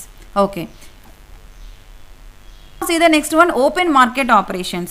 So CRR, hope you understand. Now come to the open market operations. This is the another important tool by RBI, also influence the money supply. Okay, open market operations లో మనకి ఏంటి ఉంటుందంటే outright open market operations are permanent in nature. So reserve bank of India ఏం చేస్తుందంటే they want to inject the money into the system. Okay, and they can also control the money into the system. అది ఎలా అంటే through open market operations. ఇందులో ఏం చేస్తుందంటే reserve bank of India బాండ్స్ని release చేస్తుంది. Okay, they issue the bonds. Okay, so ఇక్కడ ఆ బాండ్స్ అనేవి either buying or selling, 2 types ఉంటాయి, buying the bonds or selling the bonds. చూడండి, రిజర్వ్ బ్యాంక్ ఆఫ్ ఇండియా బాండ్స్ని అమ్మచ్చు. Open market operations refers to buying and selling the bonds that are issued by the government in the open market. This purchase and sale is interested the central bank of on behalf of the government. So government తరపున ఎవరు చేస్తారు? Reserve bank of India చేస్తుంది. When RBI buys a government bond in the open market it pays for giving a cheque or gives the money. Okay, this check increase the total amount reserves in the economy, thus increase in the money supply. Selling a bond by RBI to private individuals or any institutions, that means what? It reduction in the quantity of reserves and hence the money supply is decrease. Okay, so ఇక్కడ ఏంటంటే జాగ్రత్తగా వినండి. RBI బాండ్స్ని అమ్మొచ్చు కొనొచ్చు. అమ్మినప్పుడు money ఎక్కువగా ఉంటుందా మార్కెట్లోని, కొన్నప్పుడు మనీ ఎక్కువగా ఉంటుందా? బాండ్స్ని అమ్మింది అనుకోండి, అంటే ఈ ఇన్స్టిట్యూషన్స్, ఈ బ్యాంకింగ్ సిస్టమ్స్కి, ఫినాన్షియల్ ఇన్స్టిట్యూషన్స్కి, లేదా ఎవరైనా ప్రైవేట్ ఇండివిజువల్స్ ఉంటారు పెద్ద పెద్ద వాళ్ళు, సో వాళ్ళకి సేల్ చేసింది అనుకోండి, if they are selling, RBI బాండ్స్ని సేల్ చేస్తే మనీ ఎవరి దగ్గర నుంచి తీసుకుంటుంది? ఈ పర్టికులర్ ఇన్స్టిట్యూషన్స్ దగ్గర నుంచి మనీ ఆర్బీఐకి వెళ్తుంది. ఓకే, మనీ ఆర్బీఐకి వెళ్తుంది. though if they selling the bonds to the persons and are in the market, so money ఇక్కడ నుంచి ఆర్బీఐ తీసేసుకుంటుంది. అప్పుడు మార్కెట్, ఇదంతా మార్కెటే కదా, మార్కెట్లో మనీ ఉంటుందా ఉండదా? మనీ ఉండదు. That means what? Selling the bonds is nothing but money supply decreases. Okay, selling the bonds is nothing but what? Money supply decrease అవుతుంది. సో మార్కెట్లో మనీ అనేది ఉండదు, ఎవరి చేతిలో మనీ ఉండదు. మనం అందరం బాండ్స్ కొనేసుకున్నాం, ఆర్బీఐకి మనీ ఇచ్చి బాండ్స్ కొనేసుకున్నాం, రైట్? అదే RBI for example buying the bonds from the banks. Okay, RBI can buy A government bond. Okay, RBI can buy A government bond. So by చేసినప్పుడు ఆర్బీఐ నుంచి money వెళ్తుంది మార్కెట్లోకి. ఓకేనా, RBI నుంచి money. So they want to inject the money into the సిస్టంలో. System in the sense ఇక్కడ market. Okay, market in the sense మామూలుగా money inject చేయాలి అనుకుంటే ఏం చేస్తుంది? బై చేస్తుంది అనమాట. అంటే మన దగ్గర నుంచి ఎవరైనా ఏదైనా ఒక వస్తువును కొనుక్కున్నారనుకోండి, వస్తువు వెళ్ళిపోతుంది, మనీ వస్తుంది కదా. సో మన దగ్గర మనీ ఉన్నట్ట కదా, సో మన దగ్గర మనీ ఉన్నట్టు. అలాగే ఆర్బీఐ ఒకవేళ మార్కెట్లోంచి గవర్నమెంట్ బాండ్స్ని బై చేసిందనుకోండి, ఆర్బీఐ మనీని ఇంజెక్ట్ చేస్తున్నట్టుగా సిస్టంలోకి. Okay, so that is nothing but what? Buying a bond is nothing but money supply increase or decrease? Increase. That is the case in the, ఇక్కడ ఈ పారాగ్రాఫ్లో అదే ఉందన్నమాట. When RBI buys a government bond in open market it pays a cheque. That means what? Money supply increase అవుతుంది. Okay, underline this one. అదే selling of bond money supply reduce అవుతుంది. ఇక్కడ మనకి ఓపెన్ మార్కెట్ ఆపరేషన్స్లో 2 types ఉంటాయి. Open market ఆపరేషన్స్లో మనకి 2 types ఉంటాయి, outright and repo rate. Outright open market operations are permanent in nature. You see here, open market ఆపరేషన్స్లో మనకి 2 టైప్స్ ఉంటాయమ్మా.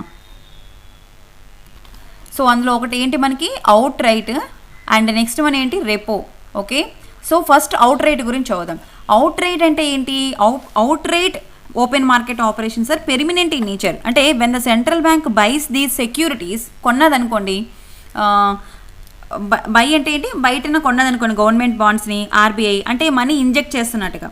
ఓకే, అక్కడ ఏంటి ప్రామిస్ చేస్తుంది central bank? Central bank buys the securities, that means inject the money into the system. It is without any promise to cell them later. నేను తర్వాత మళ్ళీ నేను మీకు అమ్మేస్తాను అని ప్రామిస్ ఏం చేయదు RBI. That is what? Out right.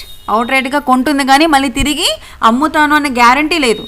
Okay, similarly when the central bank sells these securities withdrawing money from the system నుంచి, అదే మార్కెట్లోంచి మనీ తీసేయాలంటే ఏం చేస్తుంది? ఏవైతే బాండ్స్ కొన్నదో వాటిని మళ్ళీ సేల్ చేస్తుంది. Okay, similarly the central bank cells the security. If they want to withdraw the money from the system, it is without any promise to buy them later. Okay na, ikkada kodanu there is no promise. Here also there is no promise. Another నేను మళ్ళీ మీకు అమ్మేస్తాను అని, ఇక్కడ అమ్మేసిన తర్వాత మళ్ళీ నేను మీ దగ్గర నుంచి కొంటాను అని ప్రామిస్ కూడా రిజర్వ్ బ్యాంక్ ఇవ్వడం లేదు. Okay, so as a result ఇక్కడ మనకి ఏంటి? Inject the money. ఈ సెల్లింగ్ అమ్మినప్పుడు ఏంటి? Absorb the money, right. Selling చేసినప్పుడు మనీ వీళ్ళ దగ్గర తీసుకుంటాం, మనీ సప్లై తక్కువగా ఉంటుంది. That means what, this is the case absorption, system నుంచి తీసేసుకుంటుంది. Buying means what, money supply ఎక్కువగా ఉంటుంది. That means what, inject the money, right. ఇక్కడ మనకి 2 కేసెస్ ఏంటి, inject and absorption of the money is of permanent in nature. However, there is another type of operation in which when the central bank buys the security, this agreement is also purchase also specification about the date and price of resale of this security. This type of agreement is called what, repurchase agreement or repo rate. అర్థమైందా? Out రేట్లో buying సెల్లింగ్లో guarantee ఉండదు. RBI by చేసిన తర్వాత నేను మళ్ళీ అమ్ముతాను అని guarantee ఇవ్వదు. అలాగే సెల్ చేసిన తర్వాత మళ్ళీ నేను మీ దగ్గర నుంచి కొంటాను అని గ్యారంటీ ఉండదు. ఎక్కడ, అవుట్ రేట్ ఓపెన్ మార్కెట్ ఆపరేషన్స్లోని. అదే నెక్స్ట్ వన్ చూడండి. అందుకే అవుట్ రైట్లో మనకి ఏంటంటే ఓపెన్ మార్కెట్ ఆపరేషన్లో పర్మనెంట్ ఇన్ నేచర్, బయ్యింగ్ కానీ కొనడం కానీ ఒకసారి permanent in nature, but not in the case of repo. ఓకేనా? రెపోలో ఏమవుతుందంటే స్పెసిఫిక్ డేట్ని మెన్షన్ చేస్తుంది. ఓకేనా? Here this is a repo rate. This repo open market operations are also repurchase agreement. దీన్ని ఏమంటారమ్మా, again repurchase agreement. Very very important మా. Okay, so this is another type of operation in which when the central bank buys the securities, right, central bank buys the security, they can central bank buys the security, this agreement of purchase. So ఒక పై దానిలో అయితే మనకి ఎలాంటి agreement ఉండదు. ఇందులో ఏముంటుంది, there is an agreement. Okay, as ఈ డేట్న మళ్ళీ price of resale, okay, resale చేసినప్పుడు ఇంత ప్రైజ్ అని చెప్పేసి ఆ సెక్యూరిటీ అనేది ప్రొవైడ్ చేస్తుంది అనమాట ఆర్బీఐ. సో దీన్ని ఏమంటారు, repo rate or repurchase agreement అని అంటారు. ఓకేనా? This is another open market operation. So ఇక్కడ the interest rate at which the money is lent in this way is called repo rate. Okay, similarly, instead of outright sale of security, the central bank may sell the securities through an agreement which has specification about the date and price at which it will be repurchased. Okay,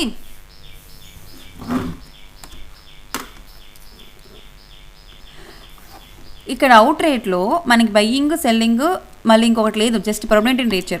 but రెపోలో మనకి buying selling, by చేసిన మన దగ్గర నుంచి by చేసిన తర్వాత మళ్ళీ sale చేస్తుంది, మన దగ్గర నుంచి సెల్లింగ్ జరిగిన తర్వాత అదే సెల్ చేసిన తర్వాత మళ్ళీ మన దగ్గర నుంచి బై చేస్తుంది. ఓకేనా? ఇందులో ఏది రెపో రేటో ఏది రివర్స్ రెపో రేటో. మళ్ళీ మనకి రెపో రేట్లో 2 టైప్స్ ఉంటాయి, repo rate and reverse repo rate. చూడండి, చాలా జాగ్రత్తగా వినండి. సెంట్రల్ బ్యాంక్ బై చేసేసిన తర్వాత, కొన్న తర్వాత, మన దగ్గర నుంచి కొన్న తర్వాత ఒక పర్టికులర్ డేట్ ఇస్తుంది అండ్ ప్రైస్ ఆఫ్ రీసేల్, నేను మళ్ళీ నీకు సేల్ చేసినప్పుడు ఇది నీకు ఇచ్చే ప్రైస్ అని చెప్తుంది. ఓకేనా? సో దానిని అప్పుడు మనకి ఎంత రేట్ ఆఫ్ ఇంట్రెస్ట్ ఇస్తుందో, మన దగ్గర నుంచి కొన్న తర్వాత మళ్ళీ రీసేల్ మనకి ఎంత రేట్ ఆఫ్ ఇంట్రెస్ట్ ఉందో దాన్ని ఏమంటారు, రెపో రేట్ అని అంటారు. ఎంత రేట్ ఆఫ్ ఇంట్రెస్ట్ ఇస్తుందో ఈ కేసులో దాన్ని రెపో రేట్ అంటారు. సెకండ్ కేసు ఏంటంటే కనుక మనకి అమ్మేస్తుంది, they selling the, instead of outright sale of security, the central bank may sell the securities through an agreement which has a specification about the date. ఇక్కడ మెన్షన్ చేస్తుంది, ఈ డేట్న ఇంత ప్రైస్తో మళ్ళీ నేను నీ దగ్గర నుంచి పర్చేస్ చేస్తాను. ఓకేనా? This type of agreement what, reverse repurchase agreement or also reverse repo rate. అర్థం కాకపోతే మళ్ళీ ఇంకొకసారి వినండి. ఓకేనా? రెపో రేట్లో మనకి, రెపోలో రీపర్చేజ్ అగ్రిమెంట్లో మనకి 2 టైప్స్ ఉంటాయి అనమాట. ఒకటి repurchase agreement, reverse repurchase agreement. ఓకేనా? ఇదంతా కూడా మనకి ఓపెన్ మార్కెట్ ఆపరేషన్స్లోని, అవుట్ రేట్ సేల్స్లోని. సో బై మన దగ్గర నుంచి కొనేసిన తర్వాత మళ్ళీ ఒక స్పెసిఫిక్ డేట్ మెన్షన్ చేసి, ఈ డేట్న నేను నీ దగ్గర ఎంత డబ్బులు కొంటాను అని చెప్పి మనకి ఎంత రేట్ ఆఫ్ ఇంట్రెస్ట్ ఇస్తుందో దాన్ని రెపో రేట్ అని అంటారు. మనకి అమ్మేసి సేల్ చేసి మళ్ళీ మన దగ్గర నుంచి నేను కొంటాను, అప్పటిదాకా నేను మీకు ఎంత రేట్ ఆఫ్ ఇంట్రెస్ట్ ఇస్తాను అంటే దాన్ని రివర్స్ రెపో రేట్ అని అంటారు. Okay, the rate at which the money is withdrawn in this manner is called what, reverse repo rate. This one is very important. మరి repo rate, reverse repo rate. So ఇక్కడ ఎంత rate of ఇంట్రెస్ట్కి money lent ఇస్తుంది is in the way that is repo rate. Okay, and this the rate at which the money withdrawn, ఎంత withdrawn చేసుకుంటుంది, ఎంత rate of ఇంట్రెస్ట్కి, nothing but what, reverse repo rate. The reserve bank of India conducts the repo and reverse repo rate operations at various maturities. ఓకేనా? అంటే ఇప్పుడు అది over నైట్కి మార్చొచ్చు, లేదా 7 డేస్కి ఒకసారి మార్చొచ్చు. This one is very important మా. ఒకసారి అడిగారు question, repo rate, reverse repo rate reserve bank of India ఏ సర్కమ్స్టెన్స్లో మార్చొచ్చు అంటే ఓవర్ నైట్ మార్చొచ్చు, 7 డేస్కి ఒకసారి మార్చొచ్చు, 14 డేస్కి ఒకసారి మార్చొచ్చు. ఓకేనా. The reserve bank of India conducts the repo and reverse repo rate operations at various maturity dates, that is overnight, 7 days and 14 days. This type of operations have now become the main tool of monetary policy of the Reserve Bank of India. So which of the following is the main tool of the monetary policy or money supply of Reserve Bank of India అనే question అడిగి, so CRR, okay, and repo rate అని ఇస్తారనుకోండి, SLR. So ఇందులో ఏంటి, ఎందుకంటే యాక్చువల్గా CRR, SLR, repo rate, open market operations ఇవన్నీ కూడా reserve bank of India money supply టూల్సే. ఓకేనా, మనీ సప్లై కంట్రోల్ చేసే పద్ధతులే. బట్ ఇందులో మెయిన్గా present reserve bank of India monetary policy టూల్స్గా ఏది యూజ్ చేస్తుంది అంటే repo rate. That means repo rate and reverse repo రేట్ని యూజ్ చేస్తుంది అనమాట. నౌ అనదర్ CRR అయిపోయింది, SLR అయిపోయింది, రెపో రేట్ అయిపోయింది, ఓపెన్ మార్కెట్ ఆపరేషన్స్ అయిపోయింది, ఓపెన్ మార్కెట్ ఆపరేషన్లో అవుట్ రేట్ అవన్నీ అయిపోయాయి. Now come to the bank rate. Another money supply control of reserve bank of India is bank rate. Okay, the RBI can influence the money supply by changing the rate at which it gives the loans to the commercial banks. So ఇక్కడ ఏంటి, ఎంత rate of ఇంట్రెస్ట్కి commercial banks remaining reserve bank of ఇండియాలో reserve bank of India అండర్లో ఉన్నటువంటి అన్ని బ్యాంక్స్కి ఎంత రేట్ ఆఫ్ ఇంట్రెస్ట్తో వాళ్ళకి మనీ లెండింగ్ ఇస్తుంది. సో దట్ ఈస్ వాట్, దాన్ని బ్యాంక్ రేట్ అని అంటారు. ఓకేనా, ఇక్కడ మీరు కన్ఫ్యూజ్ కాకండి బ్యాంక్ రేట్కి, రెపో రేట్కి, రివర్స్ రెపో రేట్కి. Repo rate in the case of selling a bond and buying a bond. ఓకేనా, బాండ్స్ దీని విషయంలో ఉంటుంది, not in the loans. Okay, ఇక్కడ reserve bank of India commercial బ్యాంక్స్కి లోన్స్ ఇస్తుంది. ఓకేనా, కమర్షియల్ బ్యాంక్స్కి లోన్స్ ఇస్తుంది. ఆ లోన్స్కి ఇప్పుడు మనకి ఎవరైనా లోన్ ఇచ్చారనుకోండి, రేట్ ఆఫ్ ఇంట్రెస్ట్ ఎంత అని అడుగుతాం, 2%, 3% అని. అంటే ప్రతి 1,00,000 రూపాయలకి 2% ఇంట్రెస్ట్ అనుకోండి, 2,000 రూపాయలు ఎవ్రీ మంత్ చెల్లించాలి. అదేవిధంగా ఇన్ కేస్ సెంట్రల్ బ్యాంక్స్ అన్నిటికీ what is the last resort, reserve bank of India. So అల్టిమేట్గా రిజర్వ్ బ్యాంక్ ఆఫ్ ఇండియా దగ్గర నుంచి వాళ్ళు మనీ తెచ్చుకోవాలి, లేదా డిపాజిట్స్ దగ్గర నుంచి. Only 2 cases all the commercial బ్యాంక్స్కి. So reserve bank of India వీళ్ళకి loans rate of interest, that is bank rate increasing, అంటే ఎక్కువ రేట్ ఆఫ్ ఇంట్రెస్ట్కి లోన్స్ ఇచ్చింది అనుకోండి. సో కమర్షియల్ బ్యాంక్స్ లోన్స్ తీసుకుంటాయా? ఒకవేళ లోన్స్ తీసుకుందనుకో, ఫర్ ఎగ్జాంపుల్ ఇక్కడ బ్యాంక్ రేట్ 7% ఉందనుకోండి. ఓకే, రిజర్వ్ బ్యాంక్ ఆఫ్ ఇండియాది. సో సెంట్రల్ బ్యాంక్స్ 7% ఇంట్రెస్ట్ రేట్కి 1 కోటి రూపాయలు తెచ్చుకున్నాయి. ఇప్పుడు కమర్షియల్ బ్యాంక్స్ దగ్గర 1 కోటి రూపాయలు ఉంది. సో అప్పుడు ఏం చేయాలి, ఈ బ్యాంక్ ఏంటంటే రిజర్వ్ బ్యాంక్ దగ్గర నుంచి 7%కి ఇంట్రెస్ట్ తెచ్చుకుంది. సో ఈ 1 కోటి రూపాయలు రిజర్వ్స్ పక్కన పెట్టేస్తే రిమైనింగ్ అమౌంట్ని వాళ్ళ కస్టమర్స్ అందరికీ లోన్స్ రూపంలో ఇవ్వాలి. ఆ ఇచ్చినప్పుడు 7% కంటే తక్కువ రేట్ ఆఫ్ ఇంట్రెస్ట్కి ఇస్తుందా, 7% కంటే ఎక్కువ రేట్ ఆఫ్ ఇంట్రెస్ట్కి ఇవ్వాలా లోన్స్? ఖచ్చితంగా 7% కంటే ఎక్కువగా ఇవ్వాలి. ఎందుకంటే ఈ కమర్షియల్ బ్యాంక్స్ అన్నీ దీని దగ్గర నుంచి రిజర్వ్ బ్యాంక్ ఆఫ్ ఇండియా నుంచి లోన్ తెచ్చుకున్నందుకు గాను 7% ఇంట్రెస్ట్ చెల్లించాలి.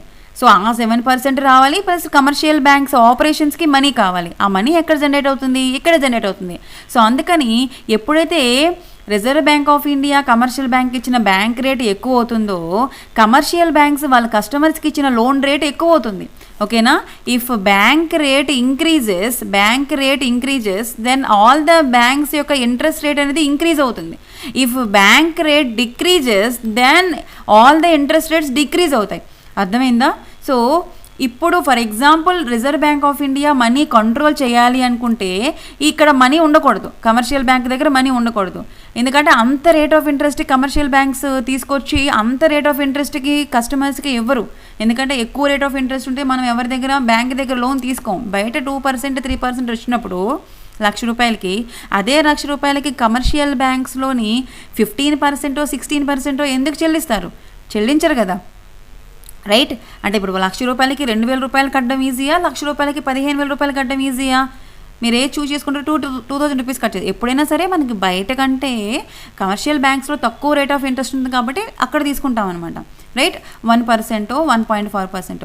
సో ఇప్పుడు ఆర్బీఐ మార్కెట్లో మనీ కంట్రోల్ చేయాలి అంటే బ్యాంక్ రేట్ని పెంచేస్తుంది. ఓకేనా. If it reduce then automatically commercial banks ఏంటి, దీని దగ్గర నుంచి లోన్ తీసుకుంటాయి, మనీ సప్లై ఎక్కువగా ఉంటుంది. So that means what, if increasing the bank rate, loans taken by the commercial bank become the more expensive. This reduce the reserves తగ్గిపోతుంది, reserves ఉండవు. So అప్పుడు ఏంటవుతుంది, డిక్రీజెస్ ద మనీ సప్లై. ఓకేనా. Increasing the money bank rate, money supply decreases. Okay. If decreases the bank rate, money supply increases. ఈ terms మీరు ఖచ్చితంగా గుర్తుపెట్టుకోవాలి. If CRR increases, money supply increases or decreases. If CRR decreases, money supply increases or decreases. So here cash reserve ratio increase అయిందనుకోండి, increase అంటే banks దగ్గర ఎక్కువ ఉండిపోవాలి, reserve ఎక్కువ ఉండిపోవాలి. సో అప్పుడు బ్యాంక్ దగ్గర ఎక్కువ అమౌంట్ ఉండదు, సో అప్పుడు మనీ సప్లై తగ్గిపోతుంది, రైట్. క్యాష్ రిజర్వ్ రేషియో తక్కువ ఉందనుకోండి, మనీ సప్లై ఎక్కువగా ఉంటుంది. ఓకే. అలాగే బ్యాంక్ రేట్ ఎక్కువగా ఉందనుకోండి, మనీ సప్లై తక్కువగా ఉంటుంది. బ్యాంక్ రేట్ తక్కువగా ఉందనుకోండి, మనీ సప్లై ఎక్కువగా ఉంటుంది. Don't be confuse these two. Okay. Now these are the tools by the Reserve Bank of India in order to control the money in the market. Okay, so this is about bank rate ma. So ikkada meer గుర్తుపెట్టుకోవాల్సింది ఏంటంటే bank rate ఎక్కువగా ఉంటే money supply తక్కువగా ఉంటుంది, bank rate తక్కువగా ఉంటే money supply ఎక్కువగా ఉంటుంది. ఓకేనా. And a fall in the bank rate can increase the money supply. Next one, fiat money. You should know about fiat money. ఓకేనా, చాలా ఇంపార్టెంట్ అమ్మా. ఇప్పుడు మనకి present FIAT fiat money. Okay. Fiat money అంటే what are the currency notes we have and what are the currency coins, sorry not currency coins, right. Currency notes and coins are called what, fiat money. Because ఎందుకు వీటిని fiat money అంటారంటే they do not have intrinsic value. వీటికి intrinsic value ఉండదు. Like గోల్డ్కి సిల్వర్కి intrinsic value ఉంటుంది. ఓకేనా. Currency నోట్స్కి కాయిన్స్కి ఇంట్రెన్సిక్ వాల్యూ ఉండదు. They are also called legal tenders as they cannot be refused by any citizen of the country for settlement of any kind of transactions. ఓకేనా. Transactions జరిగినప్పుడు ఎవరైనా సరే రిజెక్ట్ చేయకూడదు, except in the 500 and 1000 rupees notes. ఎందుకంటే డిమానిటైజేషన్లో వాటి యొక్క వాడకం అనేది తీసివేయడం జరిగింది. కాబట్టి రిమైనింగ్ ఇప్పుడున్న 2000 రూపీస్ నోట్స్ కానీ అంటే ఎక్సెప్ట్ బ్యాడ్ కరెన్సీ. ఓకే. అది రిజర్వ్ బ్యాంక్ ఆఫ్ ఇండియా జారీ చేసినటువంటి కరెన్సీ అయితే కరెన్సీ నోట్స్ని కానీ కాయిన్స్ని కానీ ఎవరు రెఫ్యూజ్ చేయడానికి లేదు. Any citizen of the country cannot refuse it. That is why these are the legal tenders. ఇది కూడా ఒకసారి ఎగ్జామ్లో, కాంపిటేటివ్ ఎగ్జామ్లో అడిగారు, స్టాఫ్ సెలక్షన్ కమిషన్లోనూ ఆర్బీఐ ఎగ్జామ్లోను. Which of the following are the legal tenders of the economy అని. ఓకేనా. Currency notes and coins are the legal tenders and these money is nothing but what, fiat money, because they do not have the intrinsic value like gold and silver. Okay. These points are you must remember. And next మనీలో మనకి 2 types ఉన్నాయి. ఓకేనా. Narrow money and broad money. Narrow money and broad money. So what you mean by narrow money, what you mean by broad money? అదే మనకి ఇక్కడ the supply of money various measures. అది ఇక్కడ reserve bank of ఇండియాలో various measures ఉన్నాయని చెప్పాను కదా. ఈ వేరియస్ మెజర్స్లోనే మనకి currency notes and coins are there for called fiat money. ఇవన్నీ ఇంపార్టెంట్ మా.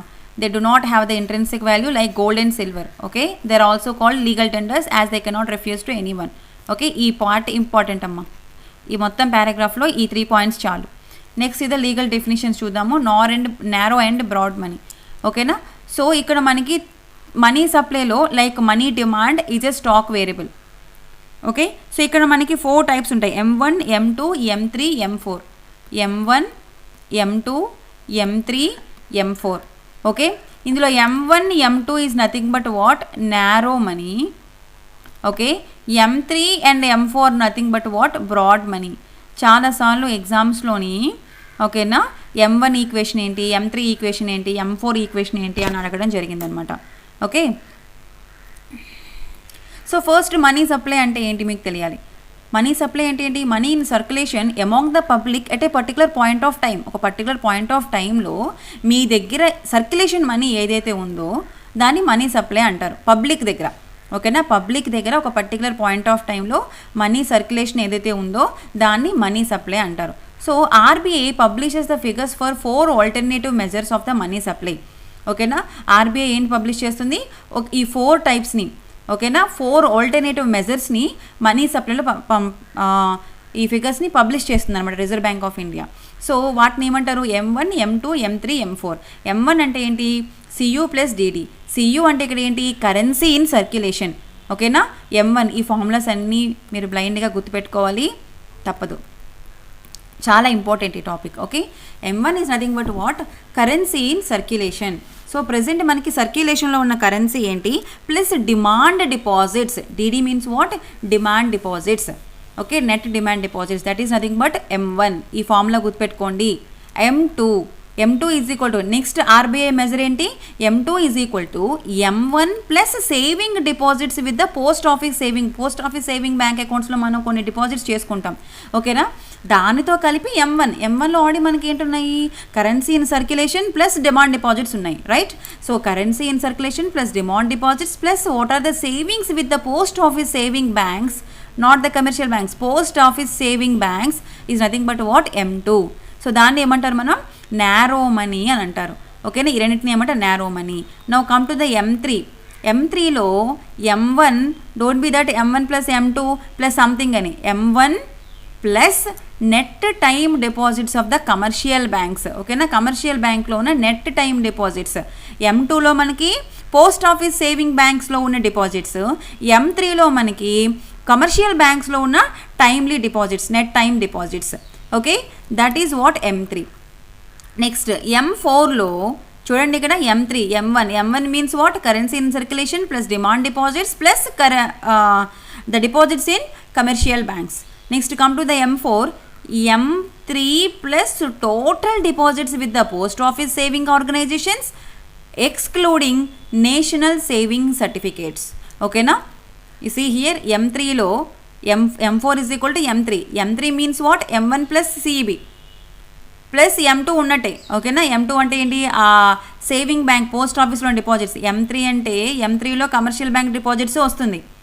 M1 currency in circulation, that means what? Currency in circulation plus demand deposits plus deposits, net deposits with the commercial banks plus last ఏమన్నాడు? Total deposits the post office saving bank account, that means what? M2, right? So total deposits with the post office saving organisations, అందులో national saving సర్టిఫికేట్స్ని exclude చేయాలి. ఓకేనా? This is about M1, M2, M3, M4. M1, M2ని narrow money అని, M3 and M4ని broad money అని అంటారనమాట. So ఎందుకు narrow and ఎందుకు బ్రాడ్ అన్నారంటే ఈ M1, M2 అన్నవి ఈజీగా ట్రాన్సాక్షన్ జరుగుతాయి. ఓకేనా? ఈజీగా ట్రాన్సాక్షన్ జరుగుతాయి. సో మనం వీటిని ఈజీగా మెజర్ చేయొచ్చు. ఇక్కడ లిక్విడిటీ అనేది డిక్రీజింగ్ ఏం కాదు. ఓకేనా? బట్ M3, M4లోని there is a decreasing order of liquidity. ఓకేనా? There is a decreasing order of liquidity. M1 is the most liquid and easiest for transactions, where M4 is not that much easy. M3 is the most commonly used, this point is very important, M3 is the most commonly used measure for money supply. So money సప్లైలో ఈ నాలుగిట్లో ఏది use చేస్తుంది RBI అంటే M3ని use చేస్తుంది. So you should remember what is the formula for M3. So చాలాసార్లు competitive ఎగ్జామ్స్లో M3 మీద క్వశ్చన్స్ వచ్చాయన్నమాట. M3 is equal to M1 plus deposits with net deposits. ఓకేనా? Net time deposits of commercial banks. ఓకేనా? So M3 is the most commonly used measure of money supply. That is why it is also known as aggregate monetary resource అని అంటారు. ఓకేనా? M1, M2 are known as narrow money, M3 and M4 are broad money. M1లో మనకి currency in circulation plus demand deposits ఉంటాయి. M2లో మనకి M1 plus post office deposits. Okay, not total saving deposits with the post office banks. And M3లో మనకి M1 plus commercial bank deposits. M4లో మనకి M3 plus total deposits with the post office excluding net national saving certificate. అంటే total currency in circulation, demand deposits and CB deposits and PB deposits, post office deposits. So M4 is not that much easy. Okay, we cannot calculate. When compare to M1. So ఈ 4 మెజర్స్లోని reserve bank of India money supply measurement ఏం చేస్తుంది అంటే M3ని చేస్తుంది. ఓకేనా, M3 is the main commonly used measure for the money supply. That is why this one is known as what? Aggregate monetary resource అని అంటారు. Okay, so hope you understand this concept. M1, M2, M3, M4 ఆ formulas అలా జాగ్రత్తగా ఒక దగ్గర రాసుకోండి and 1కి 10 సార్లు చదవండి. Okay, and next demonetization. So ఈ డిమానిటైజేషన్ గురించి చెప్పడానికి ఏమీ లేదు. It is a new initiative that is taken by the government of India to curb దేన్ని, కరప్షన్ని తగ్గించడం కోసం, బ్లాక్ మనీని, టెర్రరిజం యాక్టివిటీస్ని తగ్గించడం కోసం మన government of India, Narendra Modi గారి ప్రభుత్వం ఏంటంటే 2016లో ఒక స్టెప్ తీసుకున్నారు. ఓకేనా, November 2016. So it is a new initiative taken by the government of India to curb corruption, black money and terrorism and circulation of the fake currency in the economy. So అప్పటికి 500 and 1000 rupees notes fake కరెన్సీని, అంటే దొంగ నోట్లు అంటారు కదా, వాటిని ఎక్కువగా ముద్రించడం కూడా జరిగింది. సో వాటన్నింటినీ నిర్మూలించడం కోసం ఏం చేశారంటే డిమానిటైజేషన్ చేశారు. So demonetisation of old currency notes, ఏంటి notes, 500 rupees note and 1000 rupees note no longer legal tender అని చెప్పారు. సో ఆల్రెడీ మనకి legal tender, what is the legal tender అని చెప్పాను, కరెన్సీ నోట్స్ అండ్ కాయిన్స్. ఓకేనా, గవర్నమెంట్ రిలీజ్ చేసిన currency notes and coins are the legal tenders. So అతను ఏం చెప్పారు, 500 rupees and 1000 rupees are no longer legal tenders. That means ఇకపైన ఏ person అయినా సరే throughout the country or outside the country 500 and 1000 rupees నోట్స్ని medium of ఎక్స్చేంజ్గా use చేయడానికి అంగీకరించడానికి లేదు. So new currency notes in the denomination of 500 rupees మనకి 2000 rupees were launch చేశారనమాట. ఓకే, సో ఇదంతా the thing, public were advised to deposit the old currency notes in the bank account till 31st December 2016 without any declaration and up to 31st March 2017 with RBI with declaration ఉండాలి. ఓకేనా, so అప్పుడు ఏంటంటే changes చేశారు అవన్నీ కూడా మనకి ఇక్కడ ఉన్నాయి. సో దీని నుంచి మనకి ఏం క్వశ్చన్స్ రావు, జస్ట్ ఏ డేట్న డిమానిటైజేషన్ చేశారు, ఏ నోట్స్ని చేశారు, ఓకేనా, కొత్తగా ఏ నోట్స్ వచ్చాయి, ఇది ఇంపార్టెంట్ అనమాట. అండ్ మెయిన్స్ పాయింట్ ఆఫ్ వ్యూలో ఎందుకోసం చేశారు, to curb corruption, black money and fake currency and terrorism, వీటన్నిటి కూడా తగ్గించడం కోసం, నిర్మూలించడం కోసం డిమానిటైజేషన్ చేయడం జరిగింది. Okay, so because of this demonetization కొంతమంది ఎప్రిషియేట్ చేశారు, కొంతమంది క్రిటిసైజ్ చేశారు. సో ఎప్రిషియేట్ ఎలా చేశారు అంటే ఏ రకంగా ఎప్రిషియేట్ చేశారు అండ్ ఎలాగా క్రిటిసైజ్ చేశారు, ఈ 2 పాయింట్స్ కూడా మీరు మెయిన్స్ ఓరియంటెడ్గా చదువుకోండి. Okay, so this is about money and banking. Okay, these are all the important points in this particular chapter, very very important. మీకు టోటల్గా ఈ పర్టిక్యులర్ చాప్టర్లో వచ్చిన పాయింట్స్ మీ నోట్స్లో ఉన్నాయో లేదో చెక్ చేసుకోండి. ఫస్ట్ మనకి మనీ మీడియం ఆఫ్ ఎక్స్చేంజ్ అన్న పాయింట్, నెక్స్ట్ ఏంటంటే కనుక క్యాష్లెస్ సొసైటీ అంటే డిజిటల్ ట్రాన్సాక్షన్స్ వైపు వెళ్ళాము. ఓకేనా, next what is the demand for money. ఓకేనా, డిమాండ్ ఫర్ మనీ, అసలు మనీ డిమాండ్ ఏంటి, and next supply of money. ఓకేనా, మనీ సప్లై ఎవరు చేస్తారు, RBI చేస్తుంది. ఓకే, అప్పుడు RBI గురించి రాసుకోవాలి మీరు, రిజర్వ్ బ్యాంక్ ఆఫ్ ఇండియా గురించి. ఓకేనా, ఆ తర్వాత అందులోనే మనకి కమర్షియల్ బ్యాంక్స్ గురించి, ఎందుకంటే కరెన్సీ ఇష్యూ చేసేది reserve bank of India, but దాన్ని యూజ్ చేసుకునేది ఎవరు, ప్రజలు మరియు commercial banks. Okay, so commercial banks గురించి వచ్చినప్పుడు మీకు మళ్ళీ అక్కడ 2 పాయింట్స్ వస్తాయి, ఒకటి అసెట్స్ అండ్ లయబిలిటీస్ గురించి వచ్చింది.